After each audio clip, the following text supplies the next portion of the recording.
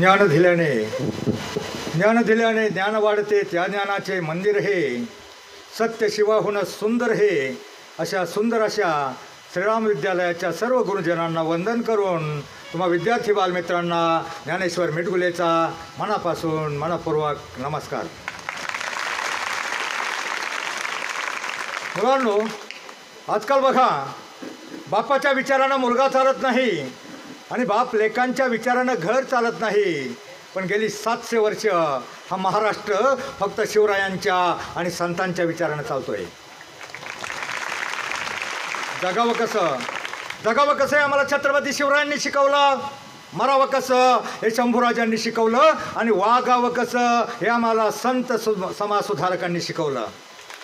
आजकाल खरं तर सर, तुमची पिढी आमच्या 70पेक्षा ती सरांची 35-40ची पिढी हुशार आहे आणि त्यांच्यापेक्षाही तुमची पिढी हुशार आहे.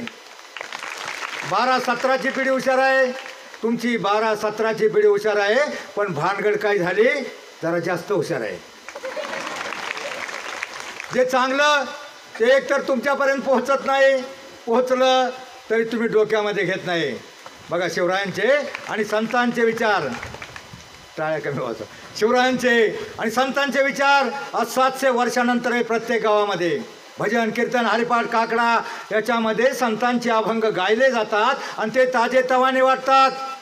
सुंदर ते ध्यान रूप पाहत आलोचनी देवाच्या द्वारी अवघाचे संसार इवलेसे रोप हे अभंग प्रत्येक गावामध्ये भजनात गायले जातात. ते ताजे तवाने वाटतात. पण तिकडं तुम्ही पळत नाही, तुम्ही कुठं पळता. तिकडं आवाज ऐकला, आवाज वाढव डीजे तुझ्या कपाळाले टंगलं उडवीत.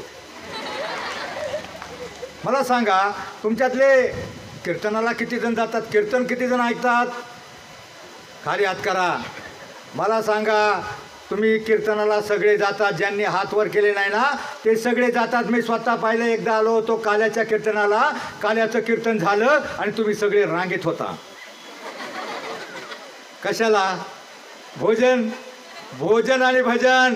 मुलांनो, भोजन आणि भजन या शब्दामध्ये एक काना आणि एक मात्रा एवढंच अंतर आहे. पण त्यातला जर अर्थ घेतला, जमीन आसमानाचं अंतर आहे.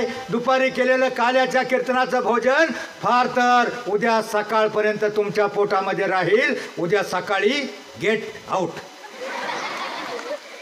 करणार आहे महिनाभर. पण एखादा अभंग, एखादं भजन, कविता, भारूड, पदे, दोहे, ओव्या, श्लोक, भजनामध्ये अनेक प्रकार आहेत. आणि भजनाच्या अभंगाच्या चाली त्या डीजेच्या, ऑर्केस्ट्राच्या, सिनेमाच्या गाण्यापेक्षा चांगल्या असतात. पण ते तुमच्या डोक्यात बसत नाही.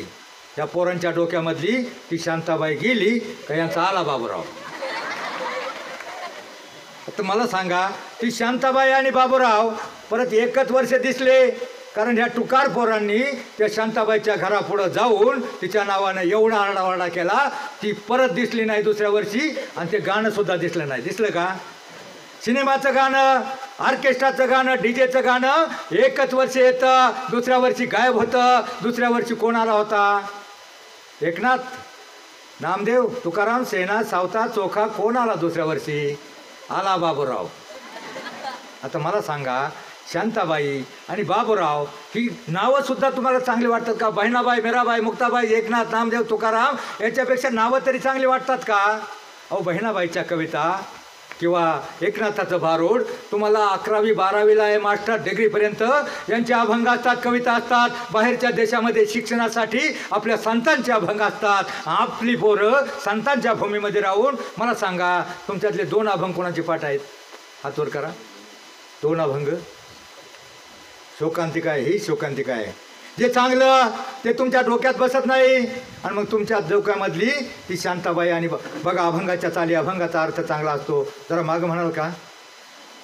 कानडा राजा पंढरीचा, वेद नाही कळला नाही, अंत पार ज्याचा. 99% मुली मांडल्या. माझं लक्ष होतं. 1-2 मुली नुसत्याच गालात हसल्या. आता मी कुठं तुम्हाला मुन्नी बदनामुळे म्हणायला सांगितलंय. अहो संतांचे अभंग एवढे डोक्यात बसले, मनात बसले, चांगलं वागायचा प्रयत्न केला. आयुष्यात ज्याचे 2 अभंग पाठ असतील त्याचं जीवन कधीच भंग होणार नाही. मुलांनो, अभंग अभंग या शब्दाची फोड करून बघा. अभंग आयुष्यात 2 अभंग कोणते पाठ करायचे? एक हरिपाठामध्ये 38 नंबरला अभंग आहे, मुलगा 2 अभंग पाठ करील त्याचं जीवन कधीच भंग होणार नाही. 38 नंबरला अभंग आहे, अवघाची संसार सुखाचा करीन आनंदे भरीन तिन्ही लोक. काय अर्थ होतो याचा? अय बाळा, काय अर्थ होतो याचा?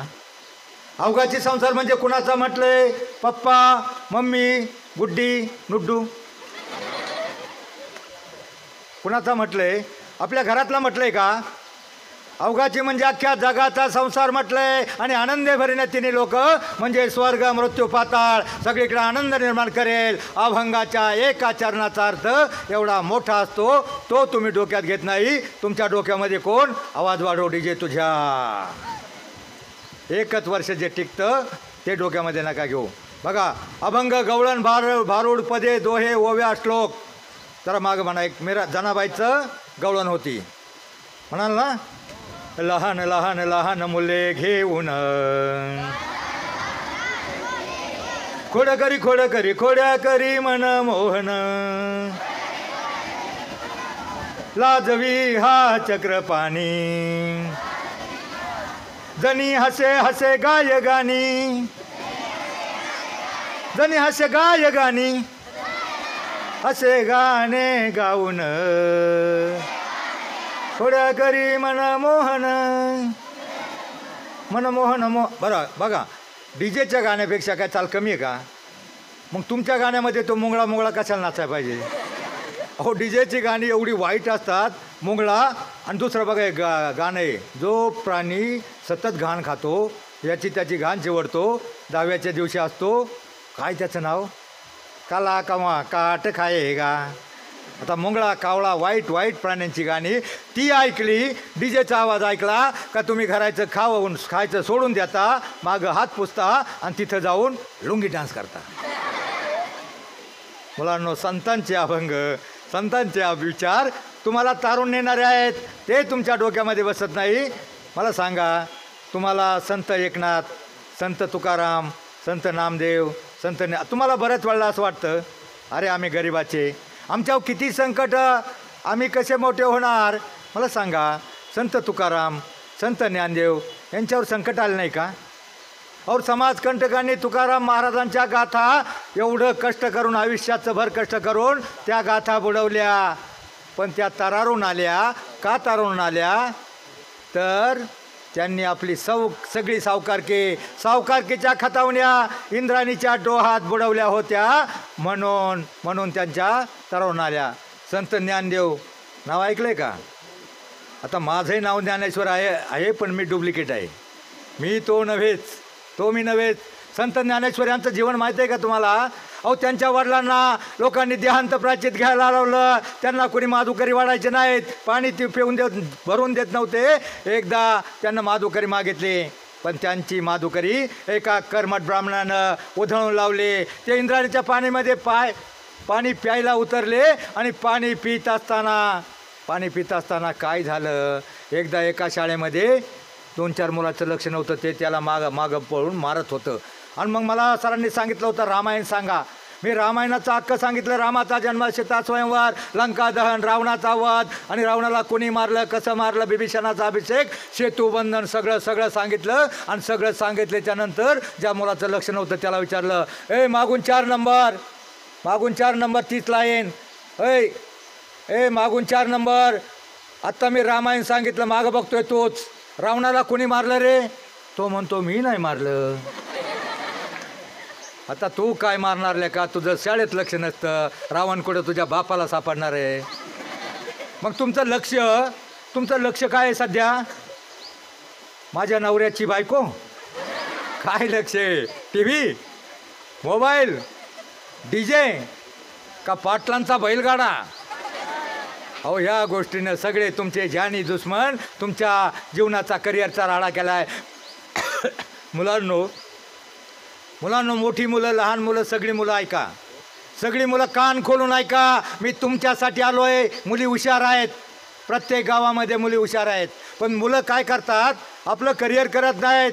आता अभ्यासात टंगळमंगळ करतात आणि पुढं करिअर घडवत नाहीत. आणि जी मुलं करिअर घडवत नाहीत असं खाली मान वाकून खाली बघतात, त्यांचं करिअर आयुष्यामध्ये त्यांची पुढं लग्न होत नाहीत.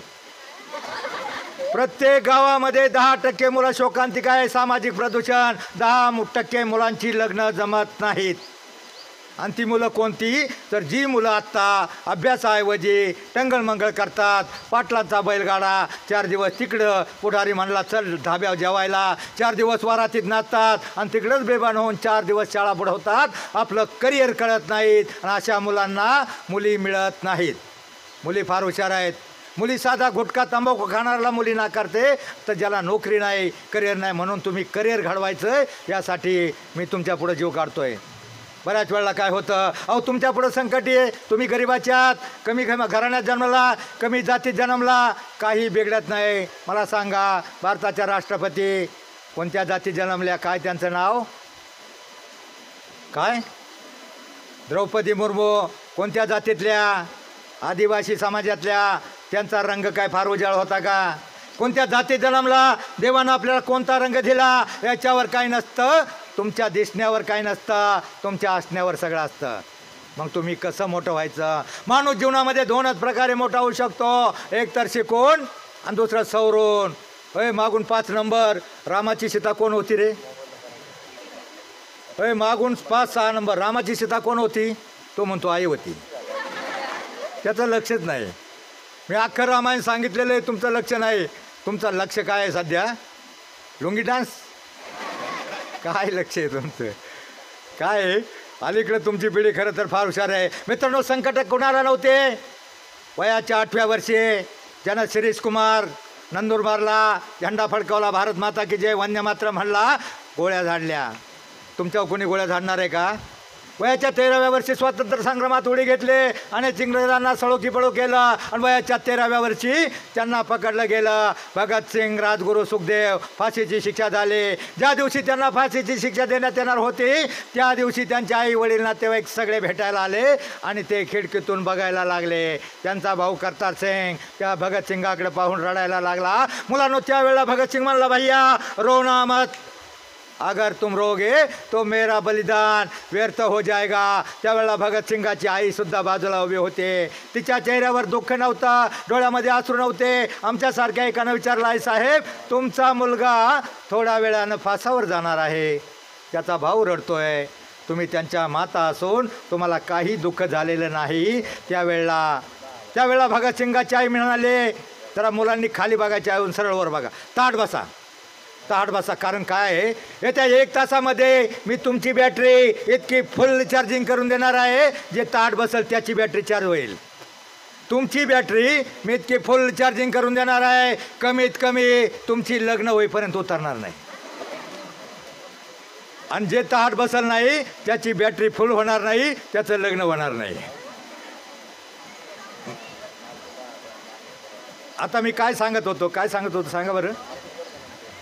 भगतसिंग, त्याची आई रडत नव्हती, चेहऱ्यावर दुःख नव्हतं. आमच्यासारख्या एकानं विचारलं, आई साहेब, तुमचा मुलगा थोड्या वेळानं फासावर जाणार आहे आणि त्याचा भाऊ रडतोय, तुम्हाला काही दुःख झाले नाही. त्यावेळेला भगतसिंगाची आई म्हणाले, नहीं, बिल्कुल नहीं. अगर ये मेरा दूसरा लड़का करतार सिंह ये भी देश के लिए कुर्बान हो जाएगा तो भी मुझे गर्व होगा, फक्र होगा. माझा दुसरा मुलगा सुद्धा देशासाठी फाशी गेला तर मला गर्व वाटेल, अभिमान वाटेल. आता मला सांगा, तुमच्यातली कुणाची आई तयार होणार आहे का?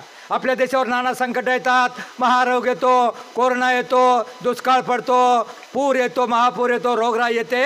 यातला कोणताही एकही संकट येणार नाही. फक्त आपल्या शाळेतलं एक मुलगं किंवा मुलगी त्या एक देवलशी आहे, त्याच्या देवापुढं बळी द्यायचं आहे. मला सांगा, अख्खी देशावरली संकट येणार नाहीत, एक मुलगा कुणाची आई वडील तयार होणार आहेत का? होणार आहेत का कुणाचे? नाही होणार. तुमच्या आईवडिलांची एवढी तयारी नसते. तुम्ही स्वराज्यात आहात, स्वातंत्र्यात आहात, फक्त त्याचा गैरफायदा घेताय. तुमच्या आईवडिलांची फार मोठी छोटीशी स्वप्न आहेत. काय स्वप्न आहेत तुमच्या आईवडिलांची? काय स्वप्न आहेत?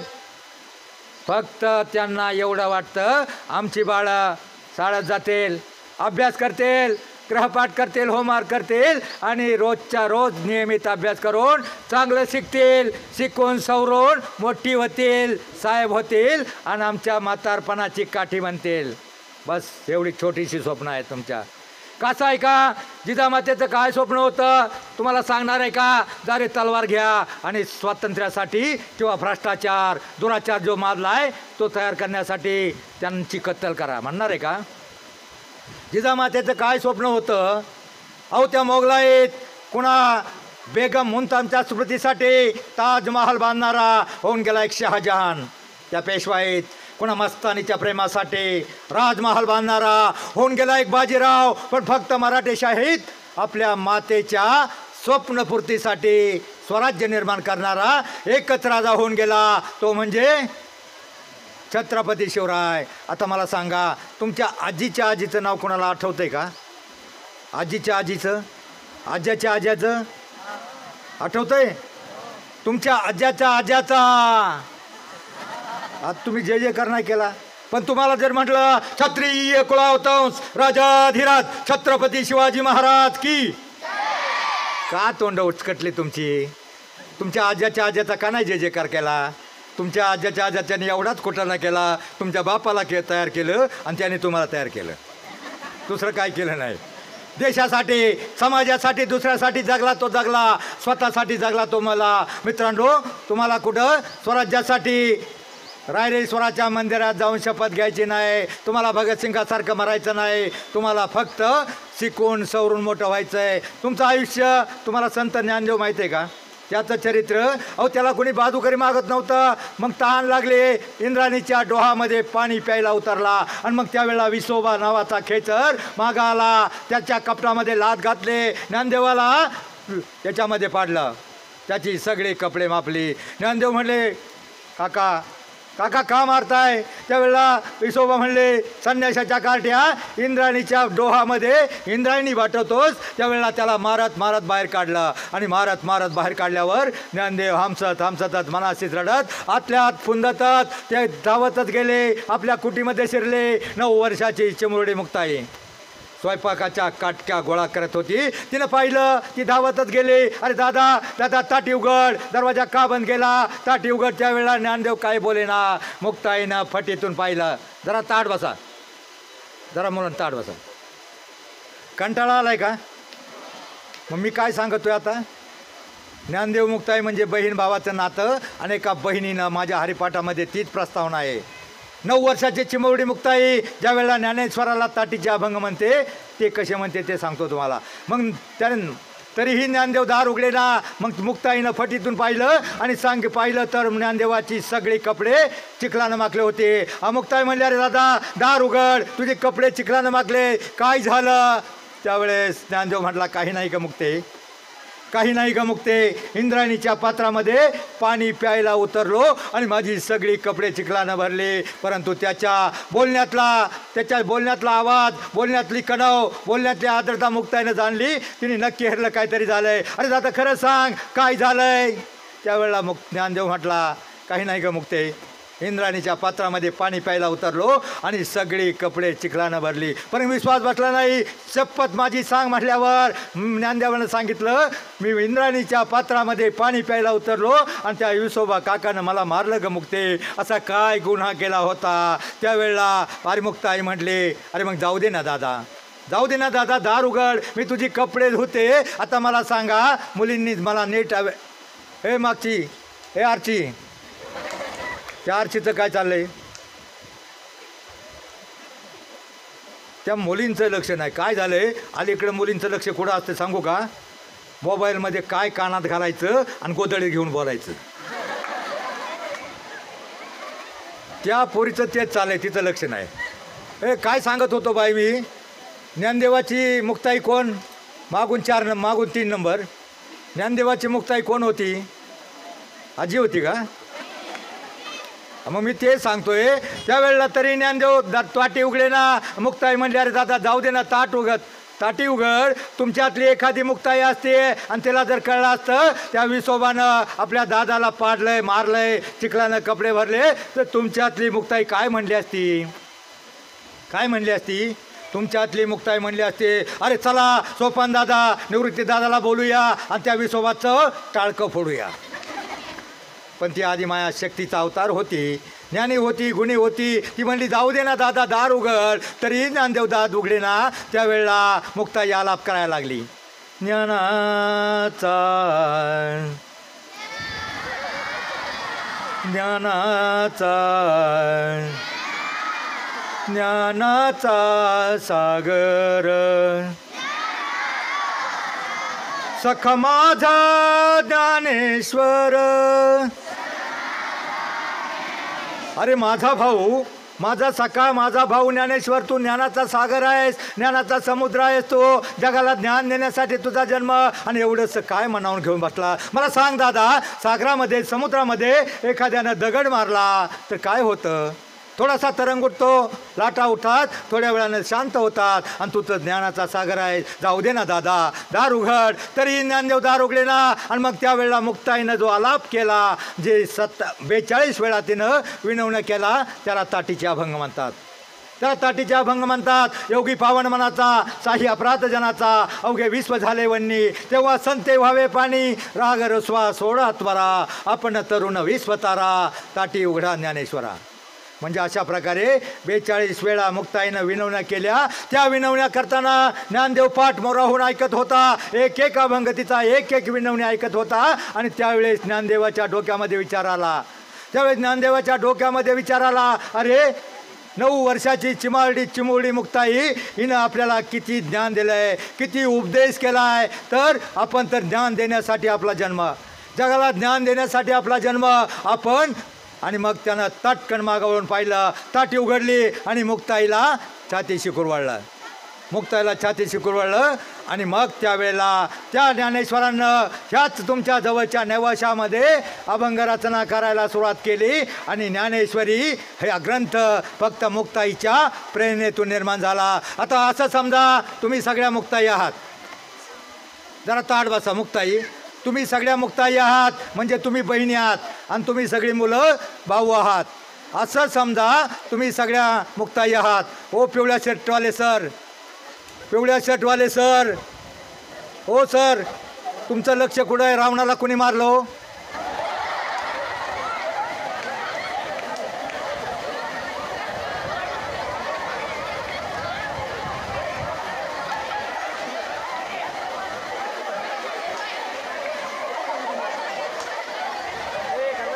हॅलो सर, हॅलो सर आहे. तुम्हाला पाणी.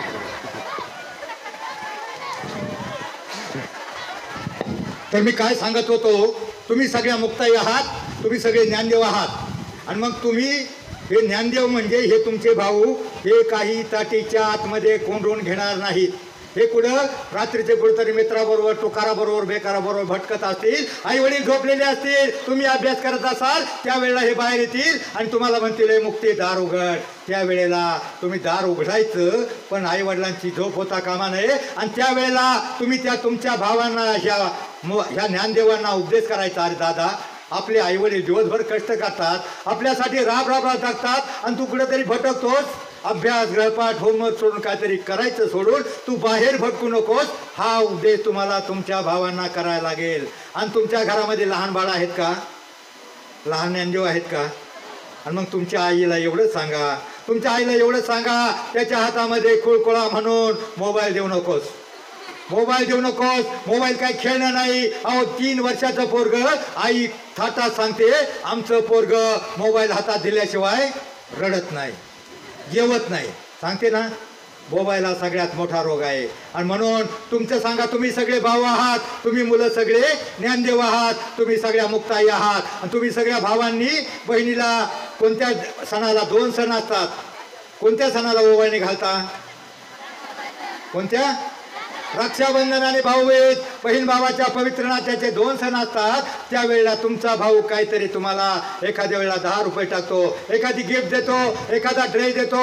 मोठा भाऊ असेल पैशावाला तर तो भाऊ काहीतरी घड्याळ वगैरे देतो. त्यावेळेला तुमच्या भावाला सगळ्या मुली कान खोलून ऐकताय ना?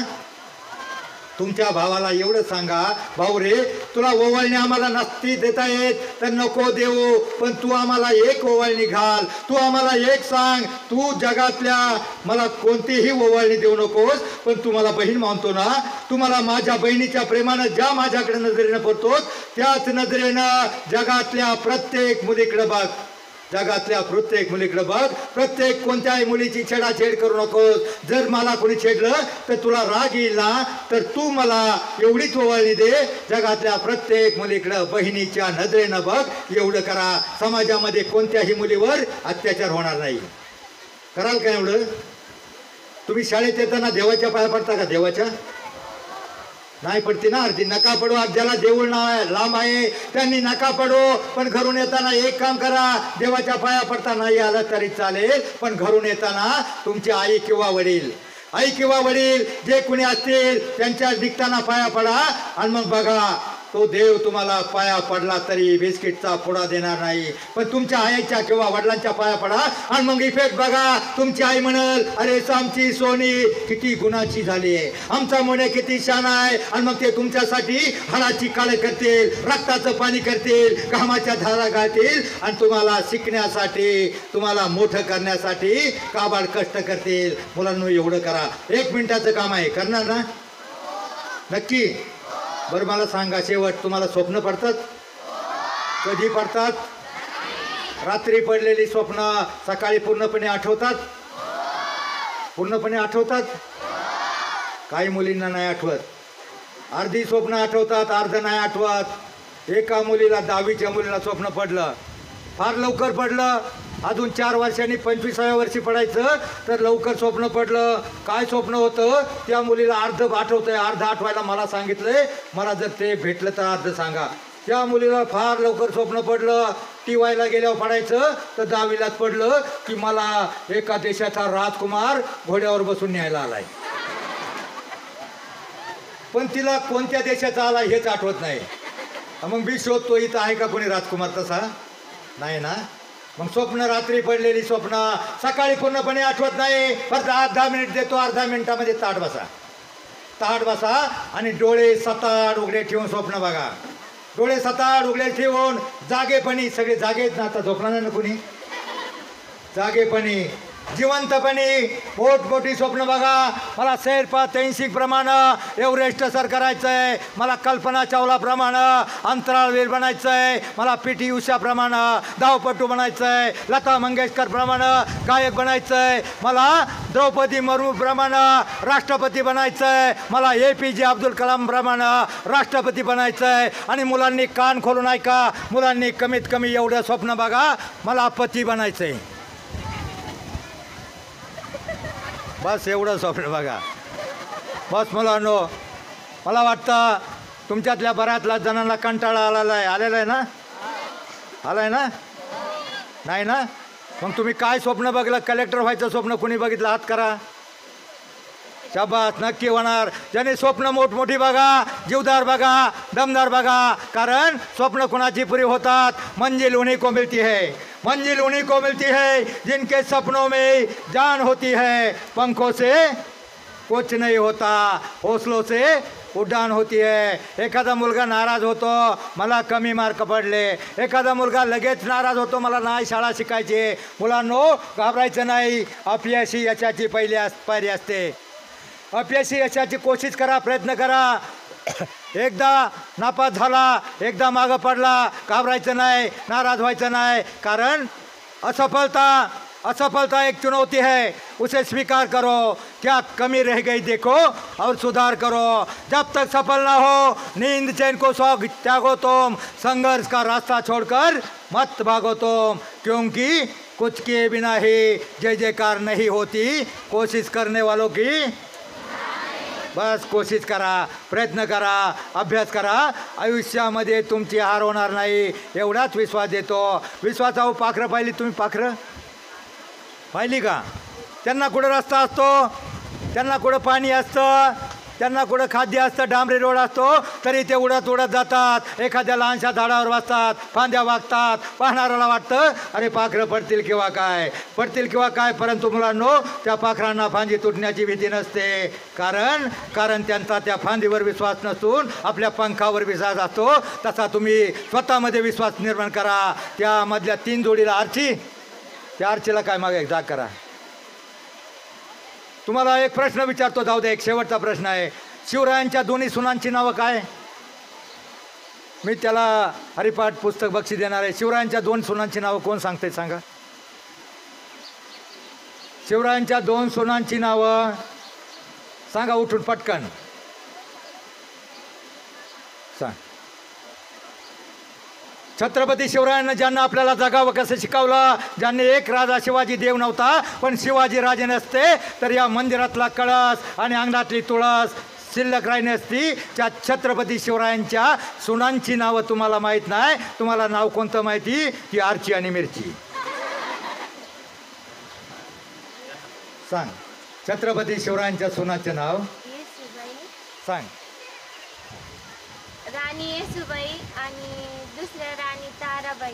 बस, टाळ्या वाजवायच्यासाठी इथं थांब. आता मुलांसाठी प्रश्न आहे. आता मुलांच्या आवडीचा, मुलांना जे आवडतं ना, एक 8 वर्षापूर्वी जो पिक्चर फेमस झाला होता सैराट, हा आवडीचा प्रश्न. त्या सैराटमध्ये जो हिरो होता त्या हिरोच्या आणि त्याच्या दोन्ही मित्रांची नावं कोण सांगतंय? ये वर चल, ये वर येऊन सांगा. ये चल, ये पटकन तुला पटकन वर येऊन सांगा. इथं या बघा. हा मुला किती हुशार आहे, बुद्धिमत्ता किती तेज आहे, आपण बघूया. हा 1 मिनिट सांग काय? परसे आणि लंगड्या. हा बरं 1 मिनिट. याच्यासाठी अर्ध्या टाळ्या वाजवा फक्त. आता बाळा महत्त्वाचा प्रश्न तुला विचारतो. ज्यांनी आपल्या देशाची राज्यघटना लिहिली ते डॉक्टर बाबासाहेब आंबेडकर, आणि ज्यांनी मुलींना शिक्षणाची संधी उपलब्ध करून दिली त्या क्रांतिज्योती फुले, सावित्रीबाई फुले. आणि विद्येविना मती गेली, मतीविना नीती गेली, नीतीविना वित्त गेले, वित्ताविना शूद्र खचले, आणि अवघे अनर्थ ज्या अविद्येने झाले ते जनक म्हणजे महात्मा ज्योतिबा फुले आणि डॉक्टर बाबासाहेब आंबेडकर यांच्या मुलांची नावं काय बाळा? काय मग त्या परशाचं लंगड्याचं तुला काय करायचंय? म्हणजे सर नेमकं काय होतंय, जे नको ते पोरं डोक्यात घेतात आणि जे पाहिजे ते घेत नाहीत. संतांचे अभंग चांगले आहेत ते डोक्यात घेत नाहीत, आणि ते डीजेचं गाणं शांताबाई बाबूराव आला यांच्या डोक्यात. मुलांनो जे चांगले जण या शाळेत रोज जाता ते ज्ञानमेंदू मिळवा, हृदयात आपल्या या देशाभिमान ठेवा, कुलशील मान राखा, ठेवू नका विकार, नव हिंदवी युगाचे तुम्हीच शिल्पकार. या भारताचं भविष्य तुम्ही आहात. म्हणून जे चांगलं तेवढंच घ्या, वाईटापासून दूर राहा. वर्षातून 2 अभंग पाठ करा, आणि जो मुलगा वर्षातून 2 अभंग पाठ करील त्याचं जीवन कधीच भंग होणार नाही. बस आयुष्यामध्ये शिका इतकं डिग्र्या कमी पडतील, जगा इतकं आयुष्य कमी पडेल, हसा इतकं आनंद कमी पडेल. दौडा असे कमनशिबाचा फासा निखळून पडेल. परंतु मुलांनो प्रयत्न इतका करा, अभ्यास इतका करा, त्या विठ्ठलाला, त्या देवाला, त्या परमेश्वराला, त्या देवांना तुम्हाला देणं भागत पडेल. बस आता शेवटचं एकच सांगतो सर, जरा शिक्षक लोक कान खोलून ऐका, जरा लाल शर्टवाले कान खोलून ऐका. सर तुम्ही विद्यार्थ्यांना शिकवताय, संस्था तुम्हाला पगार देते, काही हरकत नाही, ते ठीक आहे. पण तुम्ही दूध घेताना बघा गवळी 2 मापं घालतो अर्धा लिटरची, आणि ती मापं आपण बघत असतो अरे फुल भरतोय का कमी भरतोय. गवळी फुलच भरत असतो, परंतु त्याच्यानंतर तरीही गवळी एक्स्ट्रा थोडंसं वरून दूध टाकतो, आणि ते वरचं माप तो थोडा जास्त टाकतो. ते जास्त टाकल्यावर आपलं समाधान होतं, आणि मग आपण त्या गवळ्याला दुवा देतो. तसं सर तुम्ही शिकवताय तुम्ही लघु कोण शिकवताय, काटकोण त्रिकोण शिकवताय, पण जगण्याचा विशाल दृष्टिकोन फक्त अध्यात्मातून असतो. ते वरचं माप या पिढीला संस्काराचं द्या, थोडं संतांचे अभंग, संतांचे विचार त्यांच्या डोक्यामध्ये घुसवा, एवढी तुम्हाला विनंती आहे. बस जाता जाता जाता सूर्यानं प्रतिप्रश्न केला, माझ्यानंतर या जगाला कोण प्रकाश देईल? त्यावेळी चंद्र शरमला, मोठमोठे तारे नरमले. एक पंथी समोर येऊन म्हणाली, प्रभो माझ्या परीनं मी नक्की प्रयत्न करेल. त्याच वेळेला माझ्यासारख्या एका काजव्यानं ठरवलं, कुठं तरी कानाकोपऱ्यात जाऊन लुकलुकेल, अज्ञानाच्या अंधाराला प्रकाशाचं अस्तित्व दाखवून थांबेन, दाखवून सरेन. जय हिंद, जय महाराष्ट्र.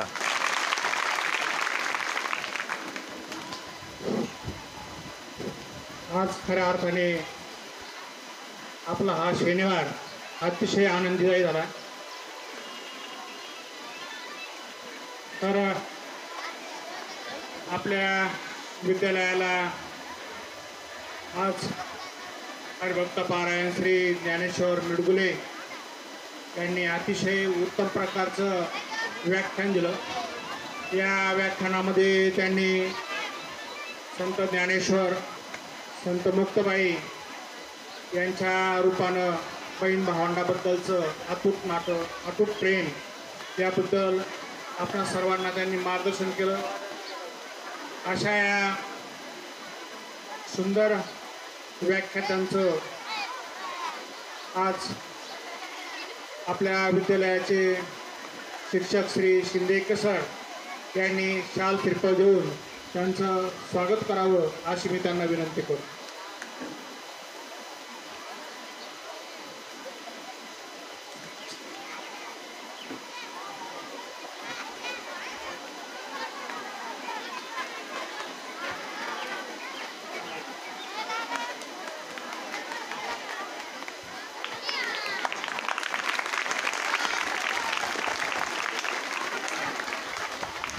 धन्यवाद. त्यानंतर त्यांच्याबरोबर आलेले त्यांचे सहकारी श्री दत्तात्रय भुजबळ पाटील यांचा सत्कार आपल्या विद्यालयाचे ज्येष्ठ शिक्षक श्री दौंड सरांनी करावा असं मी त्यांना विनंती करतो.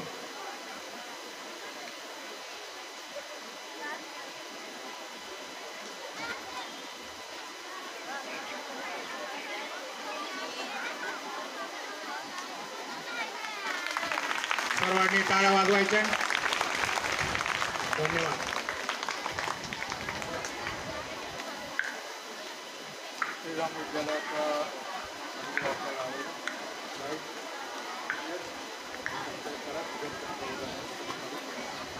उपस्थित राहावे. मी मान्य खटिंग सरांना विनंती करतो की त्यांनी मंचावर आसनस्थ व्हावं. त्याचबरोबर नकाते मॅडम, मोरे मॅडम यांनी मंचावर उपस्थित राहावे.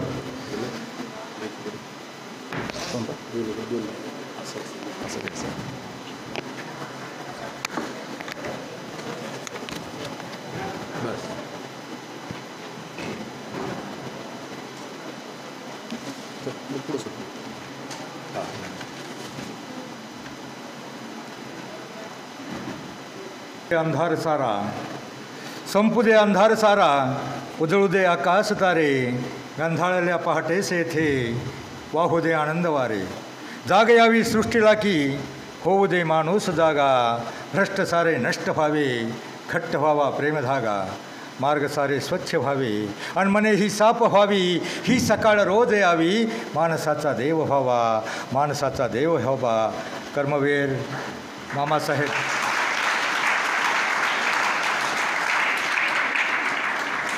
मामासाहेब जगदाळे विद्यालयातील सर्व गुरुदेव आणि तुम्हा बालदेवांना ज्ञानेश्वर मिडगुलेचा मनापासून मनपूर्वक नमस्कार.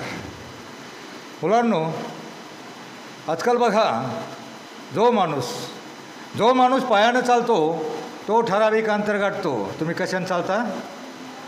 जो माणूस पायानं चालतो तो ठराविक अंतर गाठतो, परंतु जो माणूस डोक्यानं चालतो तो निश्चितच आपलं ध्येय गाठतो. मी तुम्हाला थोड्याच वेळामध्ये थोडं तरी पायाप्रमाणे डोक्यानंही चालायला शिकवणार आहे. डोक्यानं म्हणजे डोक्यानं बरं का, तो खाली वाकला लगेच. डोक्यानं म्हणजे नीट सरळ अभ्यासामध्ये डोकं वापरूनच जीवनामध्ये तुमच्यातला प्रत्येकजण चांगला, मोठा आणि यशस्वी माणूस होऊ शकतो हा विश्वास देण्यासाठी वारकरी साहित्य परिषदेतर्फे मी तुमच्यासमोर उभा आहे. बऱ्याचदा मुलांना असं वाटतं मी गरिबाचा, मी कमी हुशार, मी बुटका, मी लुकडा, मी काळा, मी मुंगळा, मी कसा मोठा होणार. काळाही मोठा होणार, काळापेक्षाही मुंगळाही मोठा होणार. फक्त त्याच्यामध्ये आत्मविश्वास हवा. माणसाला जीवनामध्ये यशस्वी होण्यासाठी माणसाजवळ आत्मविश्वास हवा आणि तो आत्मविश्वास मिळवण्यासाठी थोडा तरी संतांचा आणि शिवरायांचा इतिहास ज्ञात हवा. जगावं कसं, जगावं कसं हे आम्हाला छत्रपती शिवरायांनी शिकवलं. मरावं कसं हे शंभूराजांनी शिकवलं. आणि वागावं कसं हे संत समाजसुधारकांनी शिकवलं. आता आम्हाला कुठं शंभूराजासारखं मारायचं आहे. आम्हाला फक्त छत्रपती शिवरायांच्या न्यायनीती धर्माप्रमाणे आणि साधू संतांच्या विचाराप्रमाणे जगायचं आहे. आज काशाडीची वारी आहे, आम्ही वारीतून जातो आहे. आम्ही देवाला तिथं आम्हाला देवाचं दर्शनही होत नाही, पण रोज आम्ही 1000, 500, 2000, 5000 देवांचं दर्शन घेतो. आपल्या देशामध्ये देवांची संख्या किती आहे?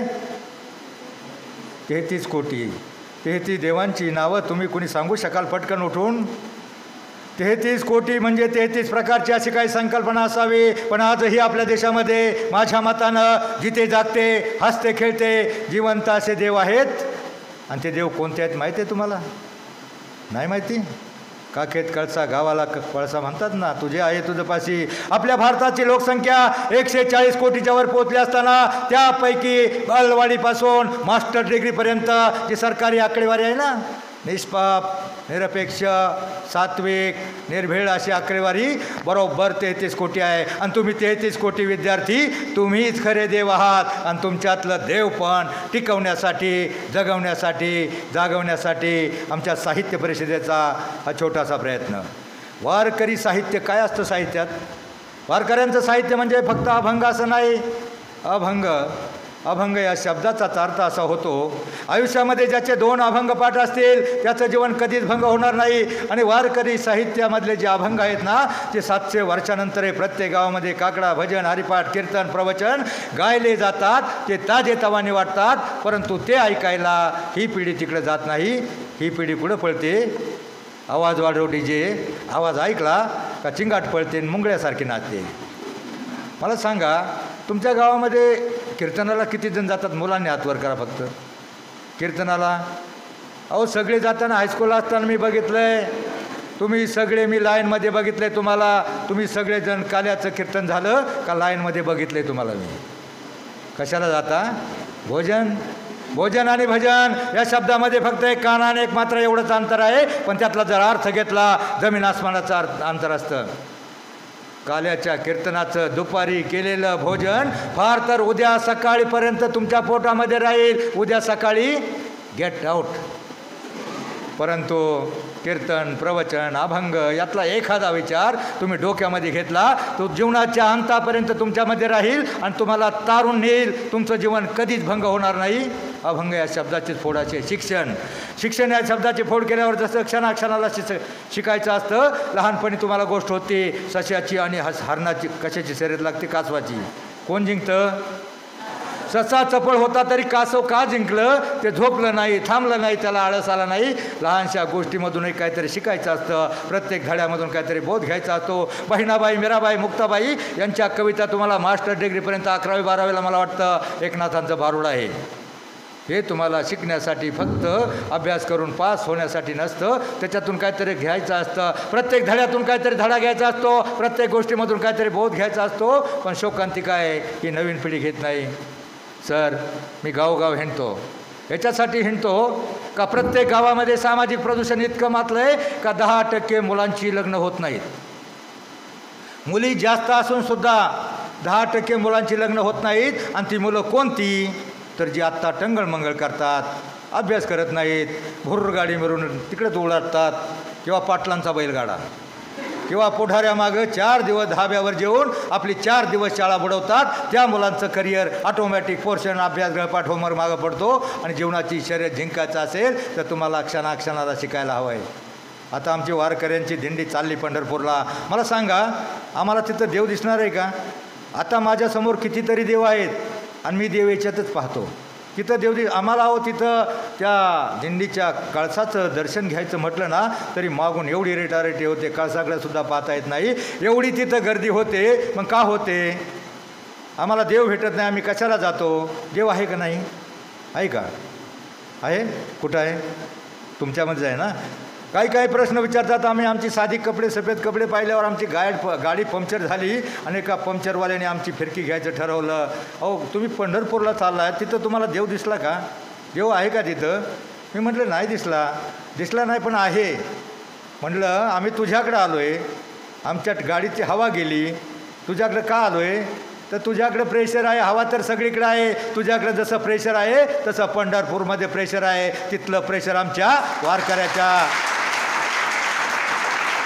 वारकऱ्यांच्या डोक्यामध्ये, वारकऱ्याला तिथं एवढं प्रेशर आध्यात्मिक, एवढं त्याच्यामध्ये ताकद मिळते आणि मग तो वारकरी 15-20 दिवस इथं चालतो. 350 दिवस आपल्या शेतामध्ये काम करत असतो. ज्याला नीट चालता येत नाही तो या वारीमध्ये उड्या मारत चालतो. याचं कारण तिथं ऊर्जा मिळते, सगळा आनंद असतो. आनंदाचे डोही आनंद तरंग, आनंदाचे अंग आनंदाचे. ना रावळी ना देवळी ना कोणत्या विटेवा, विद्या मंदिरात साक्षात 33 कोटी देव. माझ्या दृष्टीनं तुम्हीच खरे देव आहात आणि तुमच्यातलं देव पण टिकवण्यासाठी, जगवण्यासाठी, जागवण्यासाठी आमचा छोटासा प्रयत्न. बघा, खरं तर मी पहिलं सांगितलं आमच्या 70पेक्षा सर तुमची 35ची पिढी हुशार आहे, 35पेक्षा ही 17-18ची पिढी हुशार आहे. पण भानगड काय झाली की जरा जास्तच हुशार आहे. जे चांगलं एक तर त्यांच्यापर्यंत पोचत नाही, पोचलं तरी डोक्यामध्ये घेत नाही. मला सांगा, विठ्ठल या शब्दामध्ये एवढी पॉवर आहे, एवढी ताकद आहे, एवढी पॉवर आहे. तुम्ही एक शास्त्रीय कारण आहे. बघा, तुम्हाला अभंग माग म्हणाल का? बरं जाऊ द्या. मीराबाईचं एक भजन होतं, त्या भजनातल्या 2 ओळीमधून तुम्ही काय घ्यायचं? त्या 2 ओळी याच्यासाठी सांगणार आहे, त्याच्यातून तुम्ही काय घ्यायचं त्यासाठी तुम्हाला म्हणून दाखवतो. जैसी लागी लगन म्हणा, मीरा हो गई मगन, हो तो हरी हरी हरी हरी गुण गाने लगी. काय अर्थ होतो या 2 ओळींचा? काय अर्थ होतो? जैसी लागी लगन म्हणजे मीराबाईला त्या श्रीकृष्णाच्या भक्तीची एवढी गोडी आवड निर्माण झाली होती, तशी गोडी जर तुम्हाला अभ्यासाची निर्माण झाली आणि मीरा हो गई मगन म्हणजे मीराबाई श्रीकृष्णाच्या भक्तीमध्ये एवढी तल्लीन मग्न झाली होती, तसं जर तुम्ही अभ्यासामध्ये मग्न झाला तर जगातली कोणतीही शक्ती तुम्हाला मोठं होण्यापासून रोखू शकत नाही. असं होणार आहे का? एखादा पाकिस्तानचा आतंकवादी येईल, चीनचा सैनिक येईल आणि म्हणाल, ए बाळ्या नाळ्या घालू का गोळ्या, लय अभ्यास करून कॅप्टन होऊ नको, कलेक्टर होऊ नको, म्हणणार आहे का? जगातली कोणतीही शक्ती तुम्हाला मोठं होण्यापासून रोखू शकत नाही. परंतु काही शत्रू आहेत, ते आतमध्ये दडले, आळस, कंटाळा, बेफिकिरी, नाही अभ्यास केला तर काय, सर थोडंसं रागवतील. मुलींनो, सरांचं काही बिघडणार नसतं. एखाद्या वेळेला काय होतं, एखादी मुलगी सरांना म्हणते, सर माझं डोकं दुखत होतं म्हणून होमवर्क झाला नाही, आणि तिनं डोकं कुठे लावलं होतं? माझ्या नवऱ्याची बायको. काय मालिका असतात टीव्हीमध्ये काय मालिका असतात? मी तुम्हाला पहिलं सांगितलं, जगातली कोणतीही शक्ती तुम्हाला मोठं होण्यापासून रोखू शकत नाही. फक्त काही जानी दुश्मन आहेत. जानी दुश्मन म्हणजे जीवापेक्षाही प्रिय, ते तुम्हाला फार आवडतात, आयुष्यात तुम्हाला मोठं होऊन देणार नाही. त्यातला पहिला TV, मोबाईल, DJ, हेडफोन, लवजिहात आणि ते पुढारी. यांच्या जवळसुद्धा सावलीला जाऊ नका. गरजेपुरता मोबाईल चांगला आहे, 50% चांगला आहे आणि 50% वाईट आहे. आता मला सांगा, तुमचा देवावर विश्वास आहे? कारण काय आहे, काही मुली अभंग म्हणल्याच नाहीत, नुसत्या गालात हसल्या. आता मी कुठं त्यांना मुन्नीमधनं मी म्हणा सांगितलं होतं? मी देवाचं नाव एखाद्या वेळा तोंडात बसलं, मनात घसलं, आयुष्य देव चांगली बुद्धी देईल, चांगलं घडवील. मी त्याला अभंगाच्या ओळी 2 मुली नुसत्याच गालात हसल्या. जरा ताट बसा. कारण हे 2 तास जीवनामध्ये तुमच्या 2 तास महत्त्वाचे असतील आणि त्यातला एक हा तास असेल. ह्या 1 तासातला 1 विचार तुम्ही घेतला, दुसरा तास तुमचा सक्सेस होईल. तुम्हाला सांगतो, 10-12% बेकार आहेत. तुम्हाला सांगतो, हा 1 तासातला 1 विचार घ्या. बघा, तुम्ही पाऊस पडताना पाहिलं, पाऊस पावसाचे काही थेंब मातीत पडतात, विरून जातात. काही थेंब सापाच्या तोंडामध्ये पडतात, त्याचं विष होतं. काही थेंब लोहाराच्या आयरणीवर पडतात, बाष्पीभवन होतं. काही थेंब आळवावर पडतात, क्षणभर चमकतात, उन्हानं विरघळून जातात. परंतु एखादा थेंब शिंपल्यामध्ये पडतो, त्याचा मोती होतो. माझ्या विचाराचा एखादा थेंब तुमच्या काण्याच्या शिंपल्यामध्ये पडून नक्की तुमच्या जीवनाचं सोनं होईल, हा विश्वास देऊन जाणार आहे. हा 1 तास. आणि दुसरा 1 तास कोणता? आता तुम्ही 16, 17, 18च्या आत, बरोबर? 16चं काय गाणं आहे? 16वरी धोक्याचं, बरोबर? धोक्याचं नसतं मुलीवर. 16वरी धोक्याचं नसतं, मोक्याचं असतं. तुम्हाला सगळं कळतं, सगळं कळतं, वळत नाही. 16वरी धोक्याचं नसतं. फक्त त्या समाजामध्ये जे खाच खळगे आहेत ना, खड्डे आहेत ना, वाकडा तिकडा दगडधोंड्याचा रस्ता आहे. जपून टाका पाऊल, जपून टाका पाऊल, कारण प्रत्येक वाट सारखी नसते. जपून ठेवा विश्वास, कारण प्रत्येक माणूस आपला नसतो. जपून घ्या निर्णय, कारण प्रत्येक पर्याय योग्य नसतो. जपून ठेवा आपलं मन, तेच फक्त आपलं असतं. मनाचा ब्रेक, मनाचा ब्रेक ते वाचलं नाही का तुम्ही बोर्ड? मनाचा ब्रेक उत्तम ब्रेक. आणि ह्या मनाला ब्रेक लावण्याचं काम आमचा अध्यात्म परमार्थ संतांचे विचार करतात. माणूस जीवनामध्ये 2च प्रकारे मोठा होऊ शकतो, एक शिकून आणि दुसरं सवरून. शिकून म्हणजे शिक्षण आणि सवरून म्हणजे सवरून. सकारात्मक अर्थाचे जेवढे शब्द, सत्य, सदाचार, संयम, सुविचार, संतांचे विचार, प्रत्येक चांगल्या विचारामध्ये माणसाचं जीवन बदलण्याचं सामर्थ्य असतं. एक चांगला विचार घेऊन जगण्याचा, वागण्याचा प्रयत्न केला, तुमच्यातला प्रत्येकजण मोठा होऊ शकतो. आता मी पहिलं सांगितलं, एखादा काळा आहे ना, काळापेक्षा मुंगळा मोठा होतो. आपल्या भारताच्या राष्ट्रपती कोण आहेत? कोणत्या समाजात जन्मल्या? त्यांचा रंग पाय गोरा आहे का? मग कोणत्या समाजात जन्माला? देवाला आपल्याला कोणता रंग दिला याच्यावर काही नसतं. तुमच्या दिसण्यावर काही नसतं, तुमच्या असण्यावर सगळं असतं. आणि तुमचं असणं ह्या विद्यापीठातच घडवायचं असतं. जे चांगलं त्याच्याकडे जायचं असतं, वाईटाचा तुम्ही विचारसुद्धा करायचा नसता. बघा, लहान बाळं असतात आपली, लहान बाळं. लहान बाळांना आपण सतत 3 वर्ष डॉक्टरकडे नेतो, त्याला इंजेक्शन देतो, त्याला ट्रिपल डोस म्हणतात. ते याच्यासाठी देतो की आपल्या बाळाला मोठं झाल्यावर पोलिओ, गोवर, टीटी, धनुर्वात कोणत्याही प्रकारचा रोग होऊ नये. तसं तुम्हा मोठ्या बाळांना आयुष्यामध्ये कोणत्याही प्रकारचा वाईट विचार, वाईट संगत अपयश येऊ नये, यासाठी मी ट्रिपल डोस देण्यासाठी आलेलो आहे. बाहेर ॲम्ब्युलन्स, डॉक्टरचं पथक, सगळं असं काहीच नाही. फक्त शब्दांचा, विचारांचा डोस आहे. डोक्यामध्ये घ्या. कारण मी तुम्हाला पहिलं सांगितलं, तुमची पिढी फार हुशार आहे. बघा, जीवनामध्ये तुम्ही अध्यात्म परमार्थ याचे, बघा मी तुम्हाला एक प्रश्न विचारतो. ज्या प्रश्नाचं उत्तर देईल त्याला मी पुस्तक देणार आहे. मुलांसाठी एक आणि मुलींसाठी एक असेल. सगळीकडे जंगल पेटले, आग लागली, भस्मासूर, सगळीकडं भ्रष्टाचार, दुराचार, अनाचार, सगळीकडून आग लागली, वणवा पसरला आहे. आणि त्या वणव्यामध्ये ते एक पाडस आहे हरणीचं, ते बाहेर बसले, हरणी आतमध्ये आहे. मग तुम्ही असं समजा वाटलं तर की हरणी कोणती, तर आपली टी व्हीमध्ये व्यस्त असलेली आई, आणि पाडस कोणतं, तर बाहेर मोबाईलमध्ये मस्त असलेलं पोरगं. बरं ते जाऊ द्या, आपण हरणी पाडसं समजूया. ते पाडस बाहेर आहे, पाडस बाहेर बसलं आहे, सगळीकडून सोसाट्याचा वारा सुटला आहे आणि तिकडे आग लागली, भडका उडाला आहे, आग जवळजवळ येते. आणि त्या आगीच्या होरपळून एक वाघ समोर आला आहे, भुकेलेला वाघ. आणि येताना त्यानं त्या अंगणामध्ये ते पाडस पाहिलं. पाडस पाहिल्याच्या नंतर त्याला वाटलं, बरं झालं, आता माझी भूक भागेल. ते त्या पाडसाकडे झेपावणार आहे. तेवढ्यामध्ये झाडाच्या आडून एक शिकारी आहे आणि तो शिकारी त्या पाडसावर नेम धरून टपला आहे. याची शिकार केली तर 8 दिवसाचं काम होईल. आणि सगळीकडून आग वणवा भडकला आहे. तो वणवाई बाळा त्या पाडसाजवळ येतोय. आता मला सांगा, त्या प्रश्नाचं उत्तर तुम्हाला शेवटला द्यायचं आहे. ते बाळ, ते पाडस कसं वाचू शकणार आहे? काय मार्ग आहे का?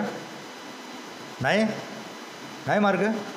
आता मला सांगा, हा विठ्ठल हा देवाचा अवतार आहे. अनेक अवतार गेले, रामकृष्ण, वराह, परशुराम, हे सगळे अवतार याच्यासाठी झाले. त्यावेळेला राक्षस मातले होते आणि त्या राक्षसाचा वध करण्यासाठी यांना अवतार घ्यावा लागलं. रामकृष्ण, वराह, मत्स्य, कच्छ यांना फक्त पहिले राक्षसांना मारण्यासाठी अवतार घ्यावा लागला. आता मला सांगा, आत्ताच्या जमान्यामध्ये किती राक्षस आहेत? एकच आहे का?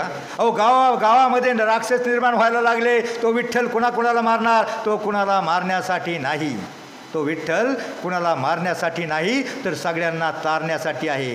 सगळ्यांचं मन शुद्धी करण्यासाठी. आता आम्ही तिथं एवढा अभंग म्हणतो, गळवण बघा, तिथं 17-18 लाख भाविक असतात. इकडं वाखरीपासून पंढरपूरच्या मंदिरापर्यंत लाईन लागली असते, तिकडं मोहोळ रोडपासून पुलाच्या पलीकडून रोडपर्यंत एवढी लाईन गर्दी असते आणि मध्ये डिवायडर असतो, दोन्ही बाजूला वारकरी आनंदाने नाचत गाचत बागडत असतात, कुणी फुगड्या खेळतं, कुणी भजन म्हणतं, भारुड म्हणतं, माऊली माऊली ज्ञानोबा तुकाराम विठ्ठल रखमायचा घोष चालू असतो आणि त्यावेळेला ती इतकी आनंदात असतात. त्यावेळेला आपल्या भारतातली ही वाडीची आषाढी वारी, या वारी पाहण्यासाठी बाहेरच्या देशातली फॉरेनची माणसं तिथं आलेली असतात. फॉरेनच्या देशातली 10 ते 15 हजार माणसं तिथं ती वारीचा सोहळा बघण्यात त्यांना नवल वाटतं. अरे एवढी 17-18 लाख माणसं, एवढ्यामध्ये भांडण नाही, तंटा नाही, एकमेकाला लागलं तरीही पाया पडतात, माऊली म्हणतात, मोठं लहानाच्या पाया पडतं, यांच्यामध्ये दंगा नाही, काय नाही, भांडण नाही, कुणी कुणाला देत नाही. असं तुम्ही ऐकलं का? त्या पंढरपूरच्या वारीमध्ये एखाद्या महिलेवर अत्याचार झाला आहे, बातमी वाचली का? का नाही? याचं कारण आहे ते प्रेशरचं कारण आहे. आणि हे लोक गमतीनं बघत असतात, अरे एवढी गर्दी, यांच्यात गोंधळ नाही, यांच्यात काही नाही, आणि त्यांच्या देशामध्ये जर थोडी एकमेकाला स्पर्श झाला का लगेच ते पागळतात. मग आमच्या देशामध्ये ही वारीची 7 समुद्रापलीकडे ख्याती अशी आपली भारतीय संस्कृती, आणि ही संस्कृती म्हणजे आपल्या देशामध्ये बाहेरच्या देशातल्या लोकांना स्वामी विवेकानंदांनी काय सांगण्यासारखं होतं? त्यांच्या देशात काहीच नव्हतं. त्यांनी भाषणात एवढंच सांगितलं का तुमच्या देशात, त्यांच्या देशातलं पोरगं 17-18 वर्षाचं झालं आश्रमात टाकलं जातं, त्याचा तपास केला जात नाही, बाप कुठं, लेक कुठं, आजोबा कुठं, कोणाचा मेळ नव्हतो. त्यांच्या देशामधली प्रगती झाली नक्की, पण त्यांच्या देशातल्या आजोबांना माहीत नसतं त्यांची नातवंड कोण किती कुठं आहेत. पण आमच्या देशात नातवाच्या अंगावर ओरखडलं तर आजीचं काळी चिरतं आणि नाती बाळीच्या पायाला ठेचाळलं, आजोबाच्या छातीत थस्स होतं. इतकी सर्वोदय आपली भारतीय संस्कृती आहे. आणि ही संस्कृती फक्त 2 विचारामुळं आहे, एक देव विठ्ठल आणि दुसरा छत्रपती शिवराय. फक्त छत्रपती शिवराय आणि संतांच्या विचारामुळंच आपली संस्कृती तरुण आहे, भारत तरुण आहे, नाहीतर अनागोंदी माजलेले. आणि हा भडका कसा शमणार आहे तुम्ही जर शेवटला सांगायचं आहे तर त्या अगोदर मी तुम्हाला मुलांसाठी महाभारत थोडक्यात सांगणार आहे आणि मुलींसाठी रामायण. कारण आपल्याला वेळ 1 तासाचा मिळालेला आहे. मग त्या 1 तासामध्ये मुलांना जरा ताठ बसा. काय झालं, एका शाळेमध्ये रामनवमीचा दिवस होता, सरांनी सांगितलं रामायणाची मालिका मुलांनी लहानपणी बघितली, थोडं रामायणावर बोला. मग मी रामाचा जन्म, सीतास्वयंवर, लंकादहन आणि रामायणापासून खूप शिकण्यासारखं आहे. रामायण फक्त देवाचं रामाचं चरित्र नाही, त्याच्यात तुमच्यासाठी रामायणामध्ये खूप घेण्यासारखं आहे. मला सांगा, तुम्हाला आर्ट, कॉमर्स, सायन्स, तुम्ही आर्ट, कॉमर्स, सायन्सला असाल ना, प्रत्येक याच्यामध्ये रामायणाचं आहे. आणि BBA, BCA, bachelor of business management म्हणजे कमीत कमी खर्चामध्ये कमीत कमी भांडवल, कमीत कमी श्रमशक्ती वापरून जास्तीत जास्त फायदा.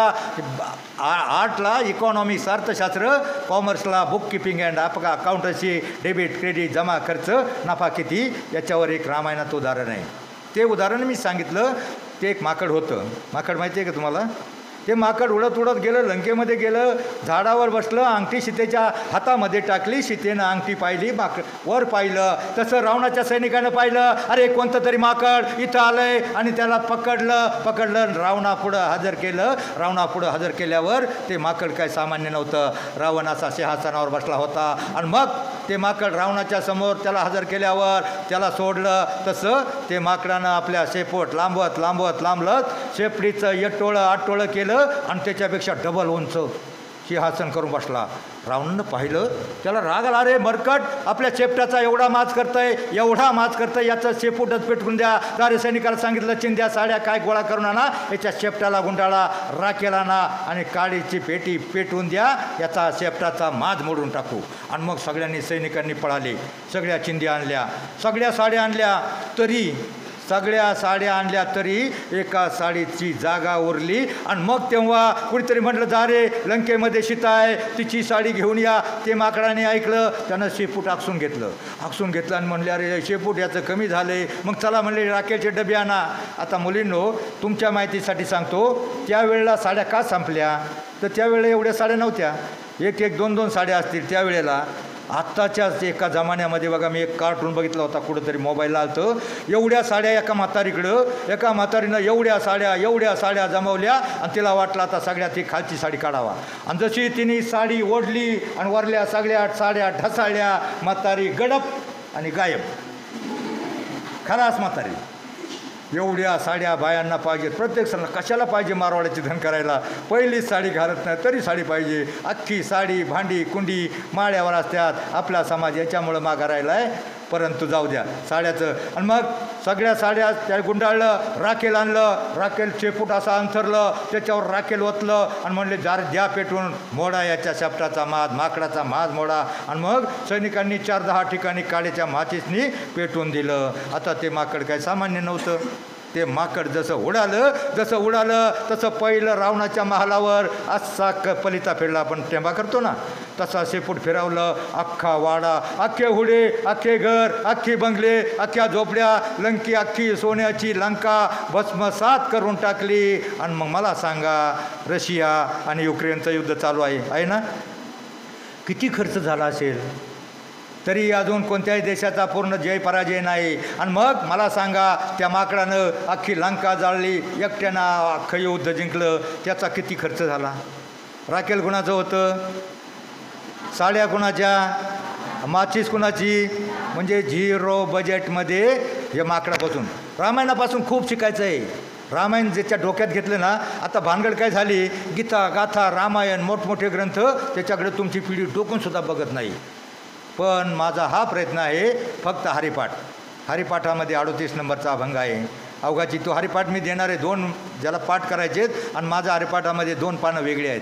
ह्याच वयाच्या 14व्या वर्षी शंभूराजांनी 4 ग्रंथ लिहिले बुद्धभूषण आधी. वयाच्या 13व्या वर्षी ज्ञानेश्वरांनी ज्ञानेश्वरी लिहायला सुरुवात केली, 16व्या वर्षी पूर्ण केली. आणि त्या ज्ञानेश्वराला ज्ञानेश्वरी लिहिण्यासाठी प्रवृत्त करणारी 9 वर्षाची मुक्ताई होती. तो आतमध्ये आपलं काहीतरी व्यथा घेऊन बसला होता, उद्विग्न होऊन बसला होता, दरवाजा उघडत नव्हता, नाराज झाला होता. त्या ब्राह्मणानं त्याला पाणी पिऊन दिलं नव्हतं, त्याचं जे माधुगरी ओतून दिली होती, तो चातीमध्ये शिरला होता, दरवाजा उघडत नव्हता.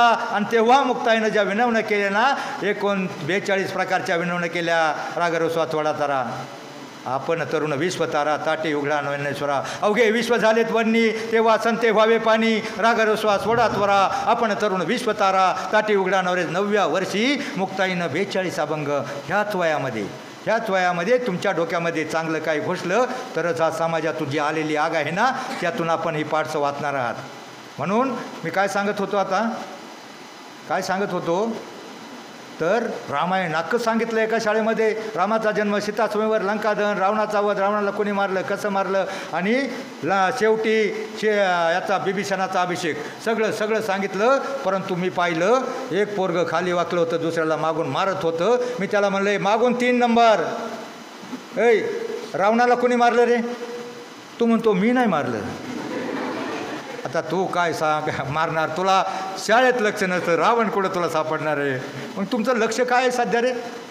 काय लक्ष आहे? जे वाकून बसले त्यांचं लक्ष काय? DJ डान्स, लुंगी डान्स, मुंगळा, काय गाणी असतात डीजेची. अहो डीजेचं गाणं एकच वर्ष येतं, एकच वर्ष टिकतं. सिनेमाचं गाणं, डीजेचं ऑर्केस्ट्राचं गाणं एकच वर्ष फेमस होतं, दुसऱ्या वर्षी गायब होतं. ते या पोरांच्या डोक्यात बसतं. पण जे संतांचे अभंग 700 वर्षानंतर प्रत्येक गावामध्ये गायले जातात, ताजेतवाने वाटतात. रूप पाहत आलोचने, अवघाची संसार, देवाच्या द्वारे सुंदरते ध्यान, जे का रंजले गांजले, 700 वर्षानंतर ताजे वाटतात. यांच्या डोक्यामध्ये बसत नाही. यांच्या डोक्यामध्ये कोण बसतं? शांताबाई दिसली का परत? कारण तुम्ही तिच्या घरापुढं नाचून एवढं बेजार केलं, ती बाई दिसली नाही त्या वर्षी, आणि ते गाणे दिसले नाही. दिसलं का पुढल्या वर्षी? दुसऱ्या वर्षी कोण आला? एकनाथ, नामदेव, तुकाराम, सेना, चोखा, सावता, कोण आला? बाबूराव यांचा.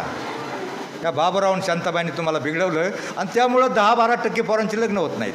आत्ता करिअर कळत नाही. जे शिक्षणाचं वय आहे. शिक्षण म्हणजे मुलांना शून्यातून विश्व निर्माण करण्याचा मार्ग म्हणजे शिक्षण म्हणजे स्वतःवरून स्वर्ग कुणी पाहिलाय का कुणी ह्याच्यातल्या? स्वर्ग कुणी पाहिलाय? लोक मेल्यावर स्वर्गात जाण्याची इच्छा व्यक्त करतात, पण शिकला सवरलेला माणूस या पृथ्वी तलावर स्वर्ग साकारू शकतो, स्वर्ग निर्माण करू शकतो. इतकी ताकद या शिक्षणामध्ये आहे. आणि मुलांनो, विद्या हे गरिबाचं धन, श्रीमंतांचा अलंकार आहे. असं धन आहे जगातला कोणताही चोरटा तुमच्यापासून हिरावून घेऊ शकत नाही. तुमच्याकडे पैशाची नोट असेल तर कुणीही एकट्याला गाठून काढून घेऊ शकतो, पण तुमच्या डोक्यामध्ये एखादी कविता, 29चा पाढा, एखादा अभंग असेल तर तर कुणीही हिरावून हिसकावून घेऊ शकत नाही. आणि कोणतीही बहुमजली उत्तुंग इमारत उभारण्यासाठी पाया पक्का असावा लागतो. आणि हे 10वी 12वीपर्यंतचं शिक्षण म्हणजे तुमचा पुढच्या जीवनाचा पाया आहे. तो पक्का करण्यासाठी फक्त शिकून सवरून एवढाच मार्ग आहे. मग मी तुम्हाला काय सांगत होतो, तुमचं लक्ष कुठे आहे? कशाला पाहिजे? फक्त शिक्षण. पण शिक्षणाच्या ऐवजी पहिला तो टी व्ही, ती नवऱ्याची बायको गेली का मग तो पहिलवान ती शिक्षक बाई आली आणि तुझ्या हात जीवर रंगला. काय मालिका निघाल्यात. त्याच मालिका कशाला 1 तास घालवता? तुम्हाला जर खरोखर 1 तासाचं तुम्हाला सोनं करायचं असेल ना, जीवनामध्ये परिवर्तन करायचं असेल ना, तो टी व्ही आणि मोबाईलमधला 1 तास तुम्ही तुमच्या घरात लहान बाळ असेल किंवा तुमचा बाप चुलता कोणी खाणारा पिणारा असेल त्याला घेऊन गावामध्ये रविवारी सुट्टीच्या दिवशी 1 तास हरिपाठाला जा. त्या हरिपाठामध्ये एवढी ताकद आहे. मी 45 वर्ष पत्रकारिता करतो. माझ्यावर 3 वेळा बेळगावला होतो मी. 15 वर्ष हल्ले झाले, मराठा दंगल लागली का मला बाहेर पाठवायचे पत्रकार म्हणून. जात तुला कोणी अडवत नाही, तिथं कोणी पत्रकार पाहायला जात नाही. दगड मारला जातो. तो दगड नेमका माझ्या हरिपाठावर बसला. 2 हरिपाठ दगडानं फाटले. मला काही झालं नाही. एका गावामध्ये कराडला होतो मी 15 वर्ष नोकरी केली. कराडला असताना एक पोलीस महिलेला त्रास देत होता. मी त्याला म्हटलं, अरे कशाला गरीबाची बाई आहे, त्याला कशाला त्रास देतो? तो म्हणला, तुला काय करायचं आहे? मी म्हटलं, मला काय करायचं आहे? आणि मला काय करायचं आहे म्हटल्यावर तो माझ्या दांडकं घेऊन धावला. ते दांडकं असतं ना पोलिसाकडं, ते कुत्र्याला मार दाखवतात ते. मी त्याला म्हटलं, ते कुत्र्याला दाखव. कुत्र्याला ते दांडकं हिसकलं, फेकून दिलं. त्याला लय राग आल्यावर आतमध्ये गेला. तो वंजारी कोणत्या तरी समाजाचा जातीचा होता, कैकाडी. आणि आतमध्ये त्याच्या कोयता घेऊन आला आणि जे माझ्या मानावर त्याने मारला. मी मागं वाकलो. माझ्या खिशामध्ये 2-3 हरिपाठ होते. अख्खा किस्सा फाटला, हरिपाठ फाटले. मला काही झालं नाही. 10 वर्षापूर्वी एक गावाचं अख्खं पॅनेल पडलं. पत्रकारिता म्हणजे समाजाच्या बाजूनं करायची असते, चांगल्या बाजूनं. पॅनल पडलं आणि दुसऱ्या पॅनलच्या माणसानं 10-12 जणांना माझा हल्ला केला. माझे सगळे कपडे फाडले. सगळं मला चौघ्या बाजूने इथं एक लागलं आणि सगळ्यांचं गज आहे ते इथं लागलं. 2-3 गज याच्यावर लागले. पण मला काही झालं नाही. हरिपाठामध्ये एवढी ताकद आहे. ज्याच्या खिशामध्ये हरिपाठ असेल, ज्याच्या डोक्यामध्ये हरिपाठातले 2 अभंग पाठ असतील, आयुष्यामध्ये त्याचं जीवन भंग होणार नाही. मी बॉन्डवर लिहून देतो. 38 नंबरला अभंग आहे हरिपाठामध्ये. अवघाची संसार सुखाचा करीनं. काय अर्थ होतो याचा? अवघाची संसार म्हणजे कोणाचा संसार म्हटले बाळा? पप्पा, मम्मी, गुड्डी आणि तू, चौघांचं म्हटलंय का?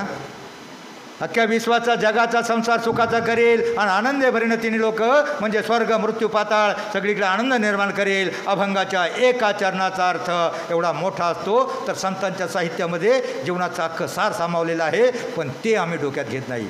आणि दुसरा एक अभंग पाठ करा. कोणता? 2 अभंग पटकं. एक सावता महाराजांचा अभंग आहे. सावता महाराजांचं गाव माहिती आहे ना तुम्हाला? कोणतं? ते कधी पंढरपूरला गेले होते का? तर अरण त्यांचं गाव जवळ पंढरपूरपासून. पंढरपूरला कधी गेले नाहीत. फक्त त्यांनी आपल्या शेतामध्ये प्रामाणिकपणे कांदा मुळा भाजी, अवघी मिठाई माझी, लसूण मिरची कोथंबिरी, अवघा झाला माझा हरी, मोठ नाडा विहीर दोरी, अवघी व्यापिली पंढरी, सावता म्हणे केला मला, विठ्ठल पायी गोविला गळा. 2 अभंग पाठ करा. फक्त 2 अभंग पाठ करा आणि या एका अभंग 2 अभंगाप्रमाणे जगण्याचा प्रयत्न करा. काय सांगितलं सावता महाराजांनी? कांदा मुळा भाजी म्हणजे जे पिकवण्यात आपल्या शेतातलं जे हातामध्ये जे काम आहे ना, ते प्रामाणिकपणे करण्यातच आपला देव आहे. शिक्षकांचा देव आहे शिकवण्यात. आणि तुमचा देव कशात आहे? कशात? डीजे डान्स कशात आहे तुमचा देव? अभ्यासात, ज्ञानग्रहण, विद्याग्रहण. तुमचा देव शिकण्यात आहे. आपल्या वाट्याला जे काम आलं आहे ते प्रामाणिकपणे करणं याच्यात देव आहे. तर मी आता तुम्हाला काय सांगत होतो? रामायण महाभारत मुलांसाठी सांगतो थोडं. महाभारतामध्ये एक पात्र होतं. असा एक विद्यार्थी होता जो कोणाचं ऐकायचं नाही, शिक्षकांना मागं बोलायचा. तो गुरूंना म्हणायचा, गुरुदेव तुम्ही कायम त्या अर्जुनाला चांगलं म्हणता, त्याला शाबाशी देता, त्यालाच गट देता. मुलांना गुरूंना सगळे विद्यार्थी सारखे असतात. त्या दुर्योधनाच्या शंकेचं निरसन करण्यासाठी द्रोणाचार्यांनी त्याला एका झाडाजवळ नेलं. झाडावर पक्षी बसला होता. दोघांनाही सांगितलं, मी तुम्हाला एक प्रश्न विचारणार आहे. फक्त त्या प्रश्नाचं उत्तर देण्यापूर्वी त्या झाडावर जो पक्षी बसला आहे त्या पक्षाचा डोळा अचूकपणे छेद करायचा आहे. फक्त त्या पक्षाचा डोळा छेद करण्यापूर्वी माझ्या प्रश्नाचं उत्तर द्यायचं आहे. पहिलं दुर्योधनाला बोलावलं. सांग तुला काय दिसतं? दुर्योधनानं पाहिलं आणि सांगितलं, गुरुदेव मला त्या झाडाची फांद्या दिसतात, बुंदा दिसतो, पानं हलताना दिसतात, पक्षी बसला दिसतो, पलीकडे आकाश दिसतं. असं म्हणून त्यानं नेम मारला. त्याचा बाण कुठंतरी ढगात गेला. नंतर अर्जुनाला बोलवलं आणि अर्जुनाला विचारलं, सांग तुला काय दिसतं? त्यावेळेला अर्जुनानं पाहिलं आणि सांगितलं, गुरुदेव मला फक्त काय दिसतो? काय त्या पक्षाचा डोळा दिसतो, त्याचं लक्ष होतं पक्षाचा डोळा, त्याला दिसत होता पक्षाचा डोळा, त्यानं बाण मारला, अचूकपणे लक्ष वेधलं. तसं तुमचं लक्ष आहे शिक्षण, पण त्या शिक्षणाऐवजी त्या पोरांना DJ, अजून काय दिसतं? कोणता डोळा आपल्याला बघतोय का काय? जेव्हा बघतीस तू माझ्याकडं मला आमदार झाल्यासारखं वाटतंय, असंच ना? तुमचं लक्ष आहे फक्त शिक्षण. शिक्षणाच्या वेळेला काय काय पोरं मी बघतो, हायस्कूलच्या पोरून टुर गाडी करून पोरींना भेटून जातात. काय मिळतं त्यानं? फक्त करिअर करा, टंगळमंगळ करू नका, कारण 10% मुलांची लग्न होत नाहीत. त्यासाठी मी गावोगावी हिंडतोय. महाभारतापासून काय शिकायचं? कौरव पांडू भाऊ, पांडव वनवासातून आले, धृतराष्ट्राला काय द्यायचं नाही, तो तर अंधाळाच होता. त्या गांधारीने डोळ्यावर स्वार्थाची पट्टी बांधली होती, ती म्हणली काही देऊ नका. आणि मग काही द्यायचं नाही म्हणल्यावर त्या दुर्योधनाला समजावलं कृष्णानं, अरे दे 5 गावं तरी दे. मध्यस्थी करण्याचा, शिष्टाई करण्याचा प्रयत्न केला, पण त्या दुर्योधनानं धुतकार सोडला, म्हणला नाही, सुईच्या टोकावर मावेल एवढी मातीसुद्धा देणार नाही. आता मला सांगा, सुईच्या टोकावर काय मावतं का? खिडकीजवळ सुईच्या टोकावर काय मावतं का? जर ताड बसा ना, म्हातारा आहे कोणी, म्हणजे काही देणार नाही म्हणल्यावर मित्रांनो 17 दिवस कुरुक्षेत्रावर युद्ध झालं. अनेक कौरवांचं सगळं सैन्य मारलं गेलं. श्रीकृष्णाचं कौरवांच्या बाजूनं लढणारं कित्येक औक्षैनी सैन्य मारलं गेलं. कशामुळं? फक्त दुर्योधनाचा दुराग्रह. मग 5 गावं दिली असती, काय त्याच्या बापाचं गेलं असतं का? मला सांगा, कोणाचा हक्क आयुष्यात ठरवून घ्यायचा नाही. 2012 साली पुण्याच्या पलीकडे एक वारजे माळवाडी म्हणून गाव आहे, त्या शाळेमध्ये गेलो. 10वीपर्यंतची शाळा होती, पण काय झालं नेमकं, त्या पहिल्या दिवशी त्या शाळेच्या विद्यार्थ्यांच्या राडा झाला होता. आणि साध्या गोष्टीवरून, अगदी क्षुल्लक कारण. काय राडा झाला होता? त्या 10वीच्या एका मुलानं, त्याला काय वाईट सवय होती काय माहिती, 10वीच्या एका मुलानं शेजारच्या मुलाची कंपास लंपास केली, म्हणजे आपल्या बॅगमध्ये घातली. आता त्यानं सराला सांगायला पाहिजे ना, सर यांनी माझी कंपास घेतली बघा. तर त्यानं मागचा पुढचा विचार केला नाही. ते थोडंसं रागीट होतं. त्यानं जर ठोसा लगावला, ठोसा त्याच्या नाकावर लागला, घोळांडा फुटला, अख्खं रक्त, कपडे रक्तबंबाळ झालं. पोरगं रडत रडत घरी गेलं. सगळी कपडे, घोळांडा, माल कमी होता, पण सगळं रक्त, घोळांडा फुटल्यावर किती रक्त तुम्हाला माहीत आहे, सगळी कपडे रक्ताने मापली. पोरगं रडत रडत घरी गेलं. त्याच्या बापानं चुलत्यानं विचारलं, काय झालं रे बाळू? बाळूने सांगितलं, पलीकडल्या चाळीतल्या काळूने ठोसा लगावला.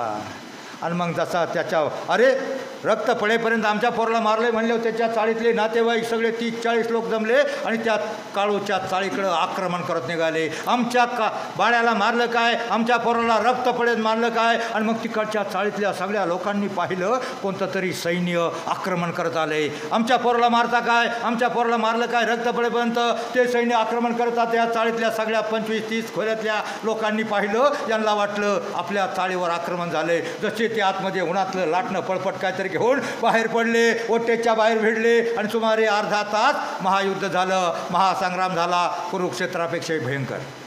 60-70 जणांची टाळकी फुटली. टाळकी फुटल्यावर पहिलं पोलीस स्टेशन गाठलं. पोलीस वाटच बघत असतात, कधी बकरा येतो आणि गटम करतो. पोलिसांनी 40 लोकांविरुद्ध कंप्लेंट लिहिली. मग दुसऱ्या बाजूच्या 30 लोकांची टाळकी फुटली. दुसरी आली, क्रॉस कंप्लेंट झाली. सगळं गाव जमा झालं, पुढारी जमा झालं. आणि मग साहेबांनी सांगितलं 60-70 लोकांची टाळकी फुटल्यात. टाळक्या फुटल्यात म्हणजे गंभीर गुन्हा आहे. 306, 307 कलम लागल. त्याला उद्या रविवार आहे, परवा सोमवारी हजर करू कोर्टात. 3 महिने जामीन होणार नाही आणि 10 वर्षाची शिक्षा होईल. अरे बापरे, 10 वर्षाची शिक्षा, 3 महिने जामीनच नाही म्हटल्यावर जे योद्धे मगाशी दुपारच्या वेळेला जे जोरजोरानं लढत होते, त्यांची सगळ्यांची लेंडी पातळ झाली.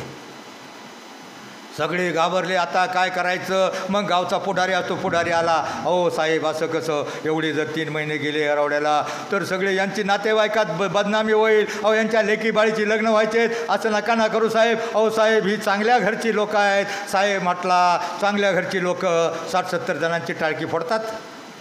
मग शेवटी साहेब वठेना म्हणल्यावर शेवटी मोठा पुढारी येतो, आमदार लेवलचा. तो पुढारी आला आणि मग लोकांनी सांगितलं पुढारीला, काहीतरी साहेब ऐकत नाही, साहेबांचं करा. 10 वर्षाची शिक्षा म्हणजे लय झालं. आणि मग सगळे रडायला लागले. आणि मग तो पुढारी साहेबाच्या जवळ गेला आणि साहेबाला म्हणला, साहेब जाऊ द्या ना, हो जाऊ द्या, मर्डर तर झाला नाही ना.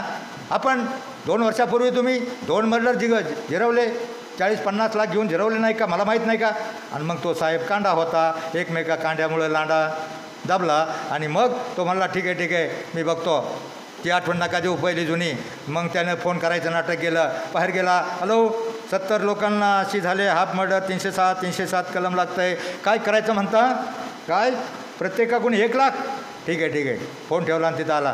ठीक आहे, वर मी फोन केला होता, DIGला फोन केला होता, ते म्हणले मॅटर आहे, आमदार आले तर मग ते म्हणतात तर करा काहीतरी, प्रत्येक माणसाचे 1 लाख रुपये म्हणजे 70 माणसाला जामीन देण्यासाठी 1 लाख सोडा, आणि 1 लाख जर दिले तर मग ते 307 कलमाच्या ऐवजी 323, 324, 325 हलकी कलमं लावू, सहज सुटून जातील, शिक्षा होणार नाही. मुलांनो, आपल्याला काय माहिती असतं, Indian penal code, criminal procedure code, Indian evident act, या सगळ्या कोडांचं इतकं कोड पडतं सामान्य माणसांना, आणि वाटतं ही खरी का खोटी, इतकी विद्रोह बनवलेत या कायद्याच्या रक्षकांनी त्या कोडांना, कोडफुट्या माणसाहून नाही. म्हणून जे शहाणा असेल त्यानं पोलीस स्टेशन वा कोर्टाची पायरी चढू नये. एखाद्यानं घेतलं ना कंपास घेतली ना तर त्याला म्हणायचं, अरे तुला पेन तरी आहे का, हा पेन पण घे. मोठ्या बापाचं व्हायचं, क्षुल्लक गोष्टीसाठी 2-5 हजारासाठी आयुष्यात भांडण तंटा करायचा नाही. एखाद्या बांधाच्या बाबळीवरून भांडण होतं, दोन्ही शेतं विकायला लागतात, अशा केशी असतात. म्हणून आयुष्यामध्ये रामायणापासून एवढं शिकायचं. आणि आता मुलींसाठी महाभारत, मुलींसाठी रामायण, मुलांसाठी महाभारत. मुलींनो, रामायणामधलं स्त्रीपात्र महत्त्वाचं कोणतं, हिरोईन कोणती, जरा मोठ्याने सांगा. सीता ना. मग सीता कुठं वनवासात होती. आता रामायणापासून काय शिकायचं, दशरथानं सांगितलं वनवासाला जा, रामानं बॅग उचलली, कॅरी बॅग उचलली आणि निघाला. सीता त्याच्या मागे निघाली. आत्ता जर एखाद्या बापानं सांगितलं एखाद्या त्या मागल्या वाकलेल्या पोराला, अय पोरा 14 दिवस घरात यायचं नाही, तर तो बापाला म्हणाल तूच जा. आणि त्याचं जर लग्न झालं असलं तर त्याची बायको म्हणाल तुम्हीच जावा तिकडे 14 वर्ष, मी बघू काय करायचं ते. मग रामायणापासून काय शिकायचं, आज्ञा, पितृआज्ञा किंवा पतीचा धर्म. सीते बरं ते सगळं पाळलं सीतेनं, परंतु पुढं काय झालं, ती वनवासात होती. वनवासात असताना सकाळच्या वेळी स्नान संध्या करून केस मोकळे सोडून बसले असताना सकाळच्या वेळी तिने एक हरण पाहिलं ना. आणि हरण पाहिल्यावर तिच्या मनामध्ये मोह उत्पन्न झाला. ती म्हणली रामाला, प्रभो मला या हरणाच्या कातड्याची, सोनेरी कातड्याची चोळी हवे. आता मला सांगा मुलींनो, त्या सीतेला त्या जंगलामध्ये वनवासामध्ये चोळीची काय गरज होती का मला सांगा. रामायण कशानं बिघडलं. मग रामाला वाटलं, अरे एवढं राजवैभव त्यागून आपल्याबरोबर जंगलामध्ये आले, हिची एवढी इच्छा का पूर्ण करू नये. रामानं धनुष्यबाण उचलला आणि 90च्या स्पीडनं पळाला. झाडाचाड अदृश्य झाला. अदृश्य झाल्यावर ठरल्याप्रमाणे रावणाच्या मामानं तो मामा मारीच नावाच्या राक्षसानं त्या हरणाचं रूप घेतलं होतं. त्या झाडाच्या आड अदृश्य झाल्यावर त्या हरणानं ओरडण्याचा आवाज काढला, रामाच्या ओरडण्याचा आवाज काढला. तो आवाज सीतेनं ऐकला. सीता लक्ष्मण म्हणले, भावजी धावा, वाचवा, त्यांच्या जीवाला धोका आहे. हिंस्र स्वापदानं त्यांच्यावर झडप घातली, वाटतं धावा, त्यांना वाचवा. परंतु लक्ष्मण म्हणला, नाही माते, प्रभू रामचंद्राला काही होऊ शकणार नाही. परंतु सीतेचा विश्वास बसला नाही. ती लक्ष्मणला म्हणली, भाऊजी म्हणजे तुम्हाला असं वाटतं का त्यांचं तिकडं काहीतरी बरं वाईट व्हावं आणि मी. लक्ष्मण म्हणला, बस माते, जातो म्हणून त्यानं धनुष्यबाण उचलला. परंतु सीतेच्या संरक्षणाची जबाबदारी त्याच्यावर होती. त्यानं जाता त्या झोपडीच्या बाहेर सगळीकडं गोल एक रेषा आखली. त्या रेषेचं नाव काय मुलींनो, काय मला ऐकू येत नाही, कमी आहे थोडं, माझं 70 वय झालं, मोठ्याने जरा. बरोबर, लक्ष्मण रेषा, जी प्रत्येक मुलीच्या जीवनामध्ये असते आणि ती ओलांडायची नसते. प्रत्येक मुलीच्या जीवनामध्ये असते आणि ती ओलांडायची नसते. ओलांडली तर जीवनाचं रामायण महाभारत सगळंच बिघडतं. मग तो जसा गेला त्याचा ऐकला. लक्ष्मणही गेला. लक्ष्मण गेल्यावर त्या रावणानं भिक्षेकराचा वेश घेतला. झोपडीच्या बाहेर आला. ओम तत्सत भिक्षां देही, भिक्षा वाढमाय म्हणले. आपली भारतीय संस्कृती, दारात आलेला काहीतरी वाढायचं, कंदमुळे फळे आतमध्ये जे असेल ते सीतेनं हातामध्ये घेतलं आणि अनावधानानं चांगल्या कामासाठी तिनं ती दान धर्म करण्यासाठी लक्ष्मण रेषा ओलांडली. लक्ष्मण रेषा जशी ओलांडली तसं रावणानं आपलं रूप धारण केलं. सीतेला उचललं आणि सरळ पंढरपूरला दिंडीमध्ये घेऊन गेला. कुठं घेऊन गेला, कुठं, लंकेमध्ये अशोकवनामध्ये नेऊन वठवली. मुलींना तुमच्या माहितीसाठी सांगतो, त्यावेळेला शोध घेऊ शकणारा, उड्डाण करू शकणारा हनुमान उपलब्ध होता. आजकालच्या जमान्यामध्ये तुम्हाला शोधायला येणारा कोणताही हनुमान उपलब्ध आहे का? नाही. म्हणून मुलींना रामायणापासून एवढं शिकायचं, आयुष्यात लक्ष्मण रेषा ओलांडायची नाही. आणि आजकालचा राम पण लय अवलादी आहे. आजकालचा राम असा अवलादी झाला आहे, तो म्हणल याला लय शायनिंगची चकचकीत चोळी लागत होती, जाऊ द्या, ब्यात गेली. सीता गेली, गीता मिळेल. म्हणून मुलींनं रामायणापासून एवढं शिकायचं. रामायणापासून खूप पुढं शिकण्यासारखं आहे, परंतु त्याच्यात संलग्न विषय असा आहे, बऱ्याच वेळेला काय होतं, आत्ता मुली पुण्याला मुंबईला कुठेतरी मोठ्या कॉलेजला जातील आणि कॉलेजला गेल्यावर तिथं तुमची शिकार करण्यासाठी एक जमात टपलेली आहे. ती जमात कोणती माहिती आहे? तुम्ही तिथं तुमच्याकडे मोबाईल असतो, एखादी गरीब मुलगी असली तर तिला बाप मोठा मोबाईल देत नाही, तिला 1000 रुपयाचा 800 रुपयाचा गट्टू देतो. आमची साधी बोळी मुलगी तिथं चार्जिंग करायला जाते आणि त्या प्रत्येक कॉलेजच्या बाहेर लव जिहादच्या नावाखाली टपरी टाकून दिलेली असते. 20,000 त्याला देतात, इन्शर्ट करलेला हिरो वाटतो तुम्हाला, आणि तिथं गेल्यावर तुमचे नंबर कळतो. तो बरोबर हेळतो याच्यातली कोणती पोरगी साळसूद आहे, फसण्याजोगी आहे, तो बरोबर हेटतो. पुढच्या वेळेला त्या मुलीशी बोलतो, त्याच्या पुढच्या वेळेला पुढची स्टेप घेतो, आज फार मॅचिंग ड्रेस घातला आहेस, फार सुंदर दिसतेस, आणि मग हसतेस आणि मग फसतेस. आणि हसल्यावर त्याला वाटतं हे पाखरू घटण्याजोगं आहे. आणि मग तो पोरगा पुढली स्टॉप घेतो, अरे इतकी टॅलेंटेड, हुशार, हँडसम, देखणी तू, आणि टी वायला पोचलीस, एवढा साधा 800 रुपयाचा मोबाईल वापरतेस. ती म्हणते मला इनप आहे, मला इनप आहे, मला पुरेसा आहे. तो म्हणतो जग कुठं चाललं आहे, चंद्रावर चाललं आहे, आणि तू अजून इथंच एवढासा मोबाईल, तुझ्यासारख्या टॅलेंटेड मुलीला कसा मोबाईल पाहिजे? ती म्हणते आमची ऐपत नाही. आणि मग तो म्हणतो मी देतो ना म्हटल्यावर तुम्ही पेपरला बातम्या वाचता, लहान लहान मुलीला चॉकलेटचे आमिष दाखवले जातात, मोठ्या मुलीला काही आमिष दाखवले जातात, काही मोठ्या मुलींना फसवलं जातं, काही मोठ्या मुलींना मोबाईलची, काही मोठ्या मुलींना लग्नाची आमिष दाखवली जातात. आणि अशा प्रकारे आपल्या भारतातल्या वर्षात 3 लाख मुली, एक सरकारी रेकॉर्डप्रमाणे, विना रेकॉर्ड कितीतरी आहेत, 3 लाख मुली बाहेरच्या अरब राष्ट्रामध्ये, इराण, अफगाणिस्तान, आतंकवादी देशामध्ये तिकडं महिलांची संख्या फार कमी आहे, 25 ते 30 लाखाला विकल्या जातात. त्या मुलीला वाटलं, पण ती मुलगी म्हटली, त्या मुलीला वाटलं, तिच्या मनामध्ये थोडासा मोह उत्पन्न झाला, सीतेसारखा तिच्या मनामध्ये थोडासा मोह उत्पन्न झाला, अरे अँड्रॉईडचा चांगला मोबाईल मिळतो आहे, काय करावं, हे करावं का ते करावं. तिच्या मन व्हायबल झाल्यावर तो म्हटला, तुला का भीती वाटते का? आपण पुण्याला चल ना, तुला पुण्याला देतो, मोबाईल घेऊन देतो, तुझा माझ्यावर भरोसा नाही का? तो काय म्हटला, सोनू तुझा माझ्यावर भरोसा नाही का? सोनूचा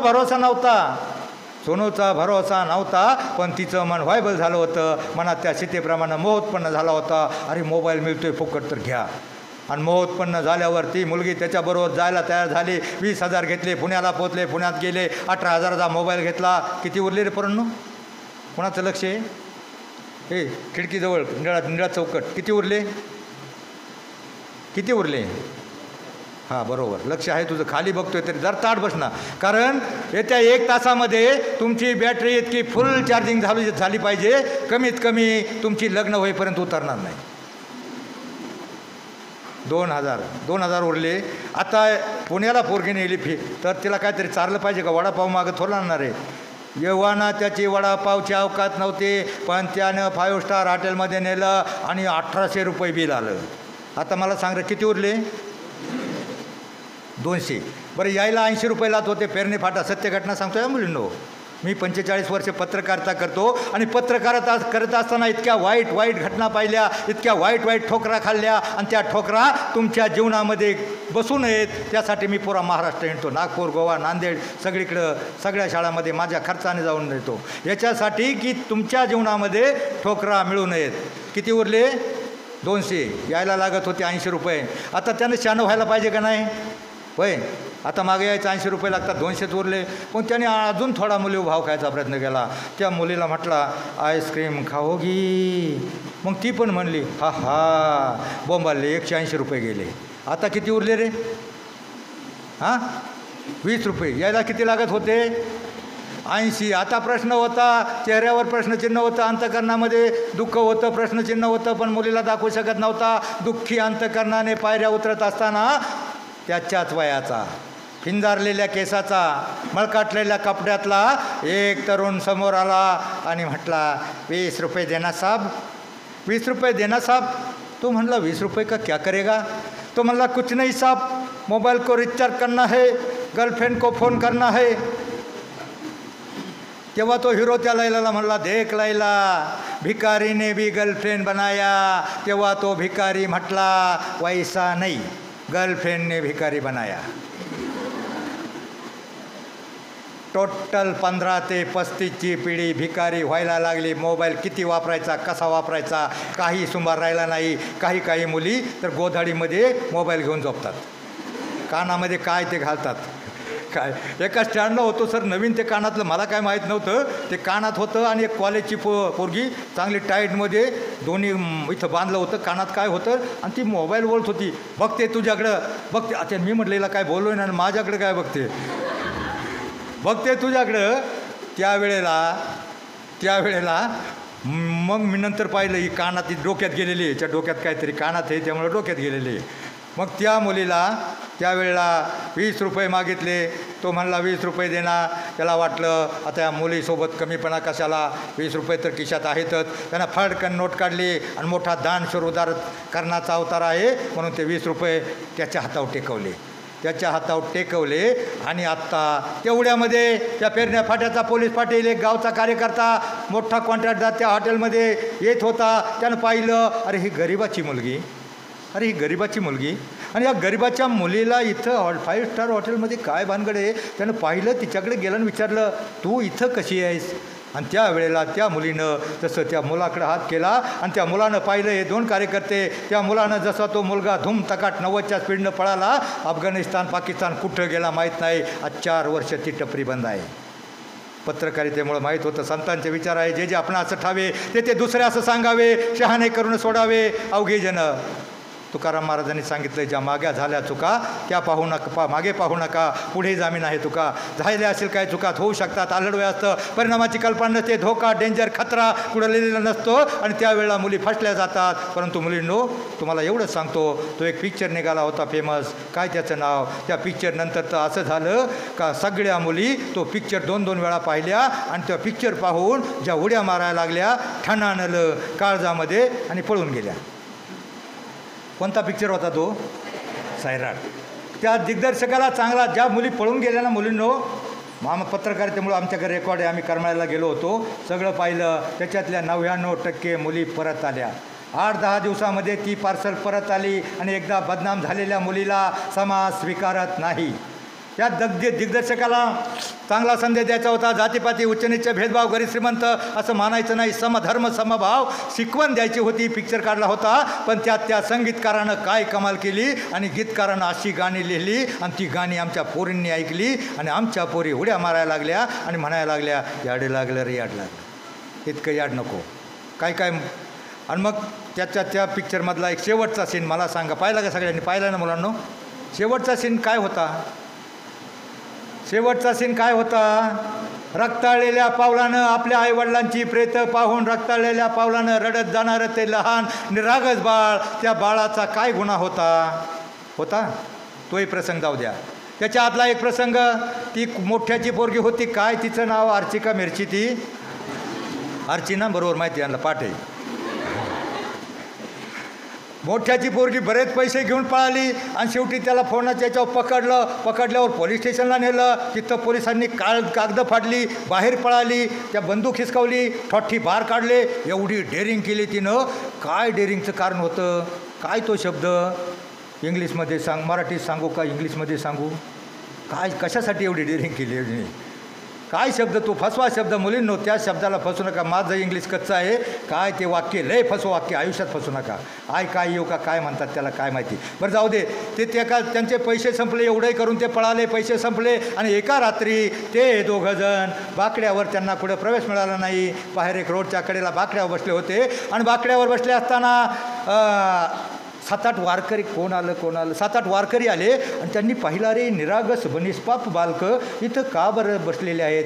का झोपलेले आहे, त्यांचा काय प्रश्न, यांना खायला नाही का, राहायला नाही. त्यांना उठवलं आणि म्हटले चला पंढरपूरला चला, तिथं फक्त विठ्ठल विठ्ठल बोला, तुम्हाला खायला सगळं मिळेल. वारीमध्ये सगळं तंबू आहे, सगळं मिळतं. आणि मग ते त्यांना पंढरपूरला नेऊन गेले, म्हणून ते वाचले. पाहिलं ना, वारकऱ्यामुळं वाचले. बरोबर आहे का? बरोबर आहे का? नाही मला आठवत नाही, माझं काय होतं मिक्स होतं आहे. बरोबर आहे? बरोबर आहे का मुलींना? कुठं घेऊन गेले ते सांगा ना पटकन, वेळ होते, तुम्हाला टाईम झाला सुट्टीला. कुठं घेऊन गेले ते वारकरी नव्हते. 7-8 गुंड आले. 2 गुंडांनी त्या परश्याला पकडून एका बाजूला नेलं आणि बाकीचे 4-5 गुंड त्या आरचीच्या दोन्ही हाताला धरून बहुसन्मानानं एका कोपऱ्यात नेऊन शाल, श्रीफळ, पुष्पगुच्छ देऊन तिचा बहुसन्मान करणार होते. काय करणार होते? मग काय शिकायचं? या रामायणापासून जी लक्ष्मण रेषा आहे ना, मुलींना आयुष्यात, मुलींना तुमच्या माहितीसाठी सांगतो, त्या वेळेला तरी ती डेरिंगबाज अक्का हेर कडमड मोडून माताडता काय तरी कडमड बोलली, दम दिला म्हणून तिनं सोडलं. पाहिलं ना, त्या डेरिंगबाज अक्का काहीतरी कन्नडमध्ये कडमड बोलली, दम दिला म्हणून सोडलं. परंतु मुलींनो नीट ताट बसा आणि कान खोलून ऐका. आजकालच्या जमान्यामध्ये एखाद्या मुलीला, महिलेला 7-8 गुंडांनी कुठं गजर घेरलं तर आजकाल ती डेरिंगबाज अक्का सोडा, मोठा पुढारी पहिलवान बॉक्कासुद्धा मध्ये पळत नाही. का? गुंडांचा मार खावा लागेल, पोलीस स्टेशनला, कोर्टामध्ये साक्ष द्यावा लागेल. म्हणून मुलींना आयुष्यामध्ये लक्ष्मण रेषा ओलांडायची. ते प्रसंग जाऊ द्या. त्याच्यानंतर तो आला, म्हणला, ती आली मधीच कामात बॅग घेऊन आली आणि तो काहीतरी तळत होता, वडे पापड काहीतरी तळत होता. आणि ती त्याला म्हणली, चल परच्या, तुझ्या आवडीचा पिक्चर लागला आहे. तो म्हणला, जातूच. ती गेली, जाऊन आली, गेटवर उभी होती. बॉस बरोबर बोलताना त्यानं पाहिलं, त्याचं डोकं भणाणल्यावरती जशी जवळ आली, दोघांच्यात वाद सुरू झाला. वाद करता करता हॉटेलमध्ये गेले. हॉटेलमध्ये त्यानं त्याला एक ठोका लावला. पाहिलं का ठोका? पाहिलं ना, एक ठोका लगावला. वेटर म्हणला, ए चल बाहेर काढल्यावर ती आरची बाहेर जशी पळाली आणि तो तिच्या मागं पळायला लागला. ए आरचे थांब, मला तुझ्याशी बोलायचं आहे. ती म्हणली, मला नाही बोलायचं. ती म्हणले, का नाही बोलायचं? ती म्हणली, मी झक मारली. तो म्हणला, मला तुझी किळस येते.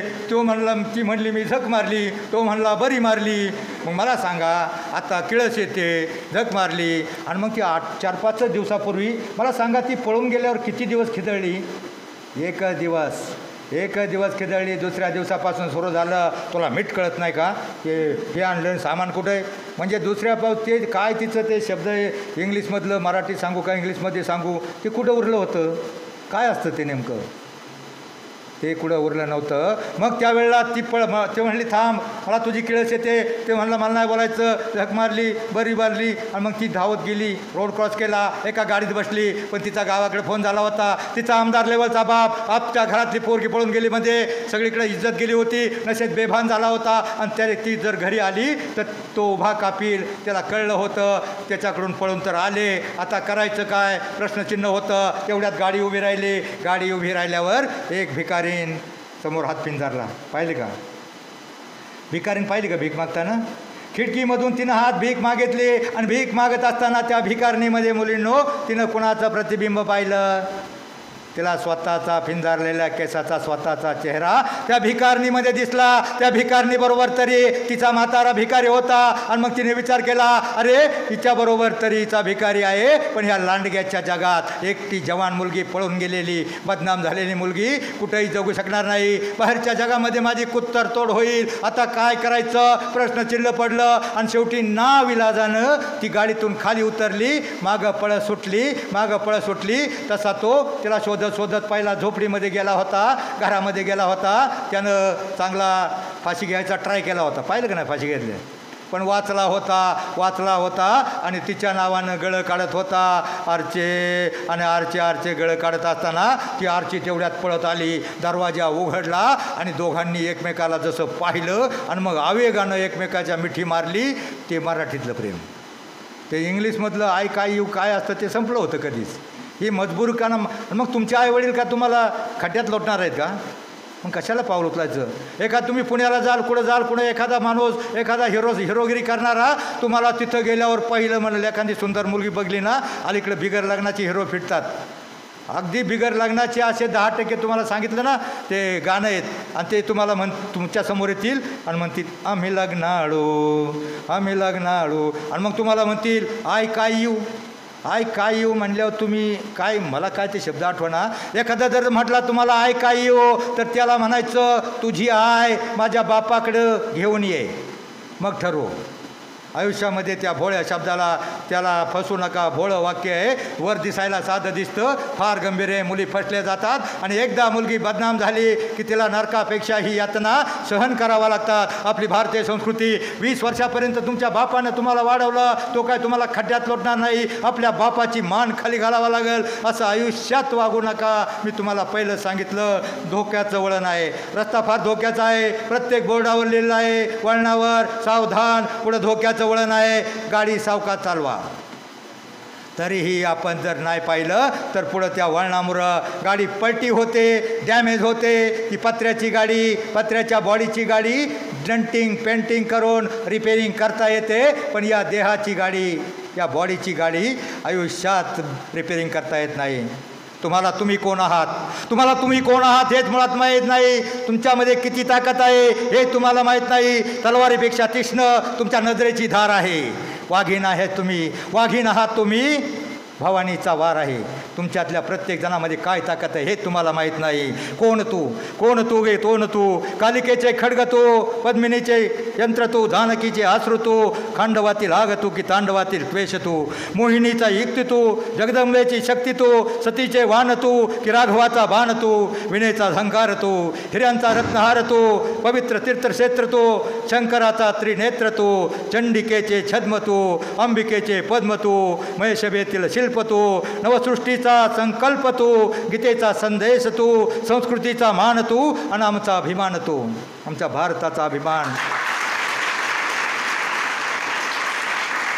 म्हणून आयुष्यामध्ये तुला दुर्गेप्रमाणे त्या राक्षसांचा वध करायचा नाही. फक्त स्वतःतील अवगुण आहेत ना ते मारायचे आहेत. स्वतःतल्या विकृती वासना निर्माण होऊन द्यायच्या नाहीत. एवढं तुम्ही करायचं आहे. बस मुलींनो, वेळ झालेला आहे. फक्त मी सांगितलं आहे तेवढ्याप्रमाणे आयुष्यामध्ये लक्ष्मण रेषा ओलांडू नका. आपल्या आईवडिलांची मान खाली घालावा लागेल असं आयुष्यात वागू नका. आणि या लग्नाळू ऐका, तुम्ही राष्ट्रपती नाही होणार मला माहिती आहे. तुम्ही APJ अब्दुल कलाम नाही होणार किंवा प्रतिभाताई पाटीलप्रमाणे तुम्ही राष्ट्रपती नाही होणार, परंतु एवढं तरी व्हा. कमीत कमी पती होण्यासाठी आता शिकून सवरून एकच मार्ग आहे. म्हणून मुलांनो, शिका इतकं, आयुष्यामध्ये शिका इतकं, डिग्र्या कमी पडतील, जगा इतकं, आयुष्य कमी पडेल, हसा इतकं, आनंद कमी पडेल. दावडा असे कमनशिबाचा फासा निखळून पडेल. परंतु मुलांनो, प्रयत्न इतका करा, अभ्यास इतका करा, त्या परमेश्वराला, त्या विठ्ठलाला, त्या देवांना तुम्हाला देणं भागच पडेल. बस जाता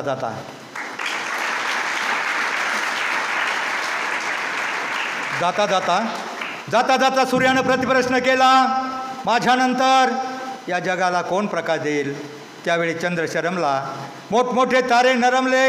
एक पंथी समोर येऊन म्हणाली, प्रभो माझ्या परीनं मी नक्की प्रयत्न करेल. त्याच वेळेला माझ्यासारख्या एका ध्येयवादी पत्रकारानं ठरवलं, त्याच वेळेला माझ्यासारख्या एका काजव्यानं ठरवलं, कुठंतरी कानाकोपऱ्यात जाऊन लुकलुकेल, अज्ञानाच्या अंधाराला प्रकाशाचं अस्तित्व दाखवूनच थांबेन, दाखवूनच सरेन. जय हिंद, जय महाराष्ट्र.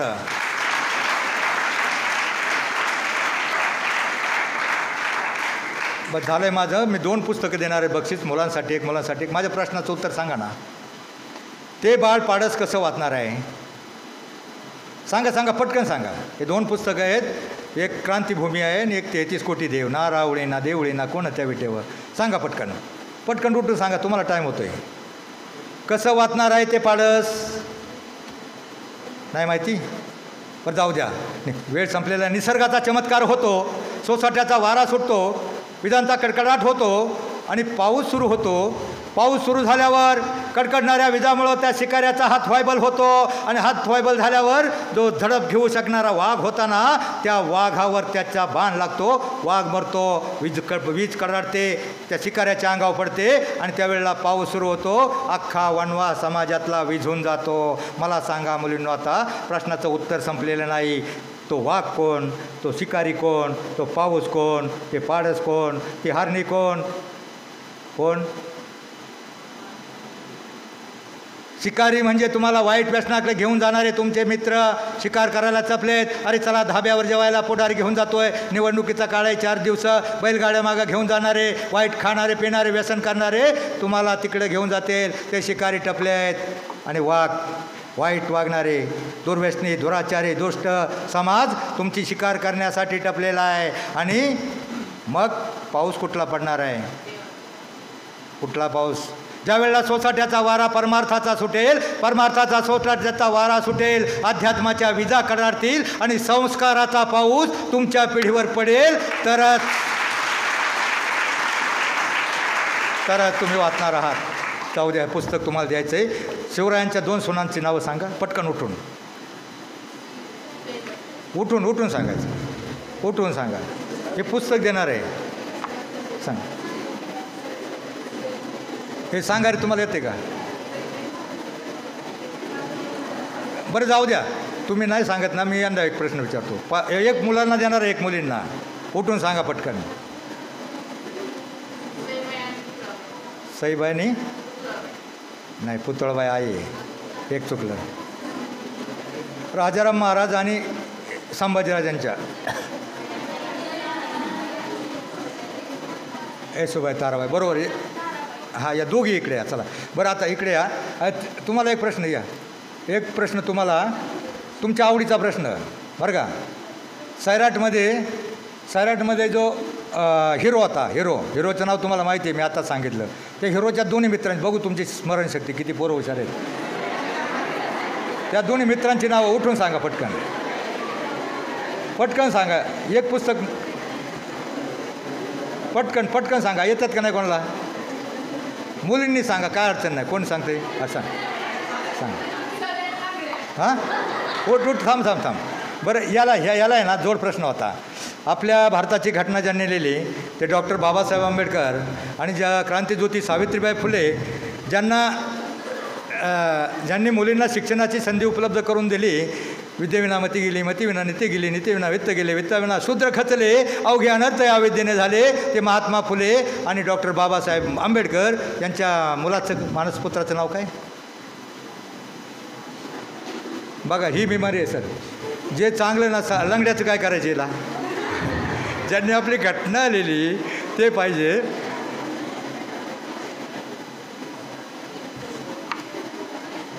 जाऊ द्या, आता खाली बस. कॉपी केली यशवंत, या तुम्ही दोघेजण, त्यांना द्या. बस संपलेलं आहे, त्यांना पुस्तकं सर तुमच्या हाताने. तुम्ही या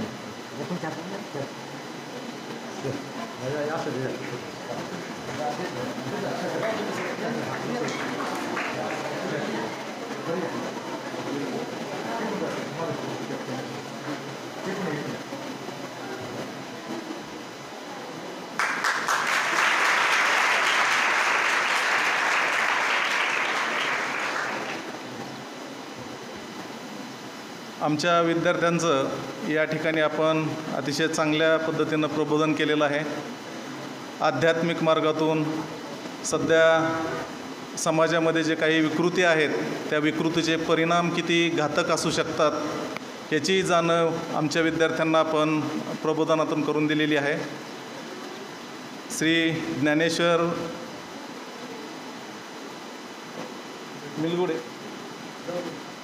मिडगुले सर यांनी आमच्या विद्यार्थ्यासाठी प्रबोधन करून एक ज्ञानाचा प्रकाश त्यांच्यामध्ये कसा निर्माण होईल, अभ्यासाची गोडी कशी निर्माण होईल आणि त्याचबरोबर समाजामध्ये वावरत असताना आपण कोणाचा आदर्श घेऊन चाललं पाहिजे या संदर्भात अतिशय उत्कृष्ट असं मार्गदर्शन आपण या ठिकाणी केलेलं आहे. धन्यवाद. महाविद्यालयाच्या वतीनं परत आणखी एकदा त्यांचं. याचे संपादक व्याख्याते ज्ञानेश्वर मिडगुले यांनी विद्यार्थ्यांमध्ये संस्कार कसे रुजवायचे याबद्दलचं काही मार्गदर्शन विद्यार्थ्यांना केलं. आपण पाहतो की भारतामध्ये जगामध्ये सर्वाधिक तरुण जर कुठे असतील तर ते मध्ये भारतामध्ये आहेत. काही राष्ट्रांचं सरासरी वय आपण जर पाहिलं तर काही राष्ट्रांचं सरासरी वय कुणाचं 52 वर्ष आहे, कुणाचं 48 वर्ष आहे. थोडक्यात अशा राष्ट्रांना आपण वयोवृद्ध राष्ट्र असं म्हणतो. परंतु भारत हे तरुण राष्ट्र आहे. अलीकडच्या पिढीमध्ये आपण म्हणतो की तरुण पिढी ही बुद्धिमान आहे, तांत्रिकदृष्ट्या सक्षम आहे, ती कुठलीही बाब ही लवकर आत्मसात करते. या सगळ्या बाबी जरी असल्या तरी प्रकर्षाने आपल्याला असं जाणवतं की अलीकडल्या पिढीमध्ये संस्काराची कुठेतरी कमतरता आहे. पिढी बुद्धिमान आहे, कौशल्याने परिपूर्ण आहे, परंतु संस्कार कुठेतरी आपल्या पिढीकडे याची थोडी कमतरता आपल्याला जाणवतं. आपण अलीकडे स्वयंघोषित संत आणि बाबा यांच्या नादी आपण जास्त लागलो. म्हणजे जगद्गुरू आपण आपल्या थोडक्यात महाराष्ट्र ही संतांची भूमी आहे, समाजसुधारकांची भूमी आहे. आपण छत्रपती शिवरायांच्या विचारांचे वारसदार आहोत. आपण शाहू फुले आंबेडकरांच्या विचारांचे वारसदार आहोत. कलबुर्गी असतील, गोविंद पानसरे असतील, नरेंद्र दाभोलकर असतील, आपण यांच्या विचारांचे वारसदार आपण आहोत. स्वयंघोषित संतांच्या विचारांचे वारसदार आपण नाहीत. ही भावना आपल्या मनामध्ये निरंतर आपण जपली पाहिजे. आणि अलीकडची जी काय तरुण पिढी आहे, अलीकडची तरुण पिढी ही स्वयंघोषित संतांच्या नादी ही भरपूर लागलेली आहे. मोठं मध्यंतरीच एक 4-5 दिवसापूर्वी जे काय घडलेलं प्रकरण आहे, मोठं भोले बाबा हाथरसमध्ये जे काय घडलेलं प्रकरण आहे UP-मध्ये, जिथं चेंगराचिंगरीमध्ये 116 जण मृत्युमुखी पावले. हा शासकीय आकडा आहे, तो आकडा वाढू शकतो. बरं, याचं कारण काय होतं तर भोले बाबांच्या पायाखालची माती हे त्यांच्या भक्तांना पाहिजे होते. कारण काय तर भोले बाबांच्या पायाखालची माती ही त्यांच्या भक्त घेण्यासाठी एवढी गर्दी झाली आणि याच्यामुळे या चेंगराचिंगरीमध्ये 116 लोक मृत्युमुखी पावले.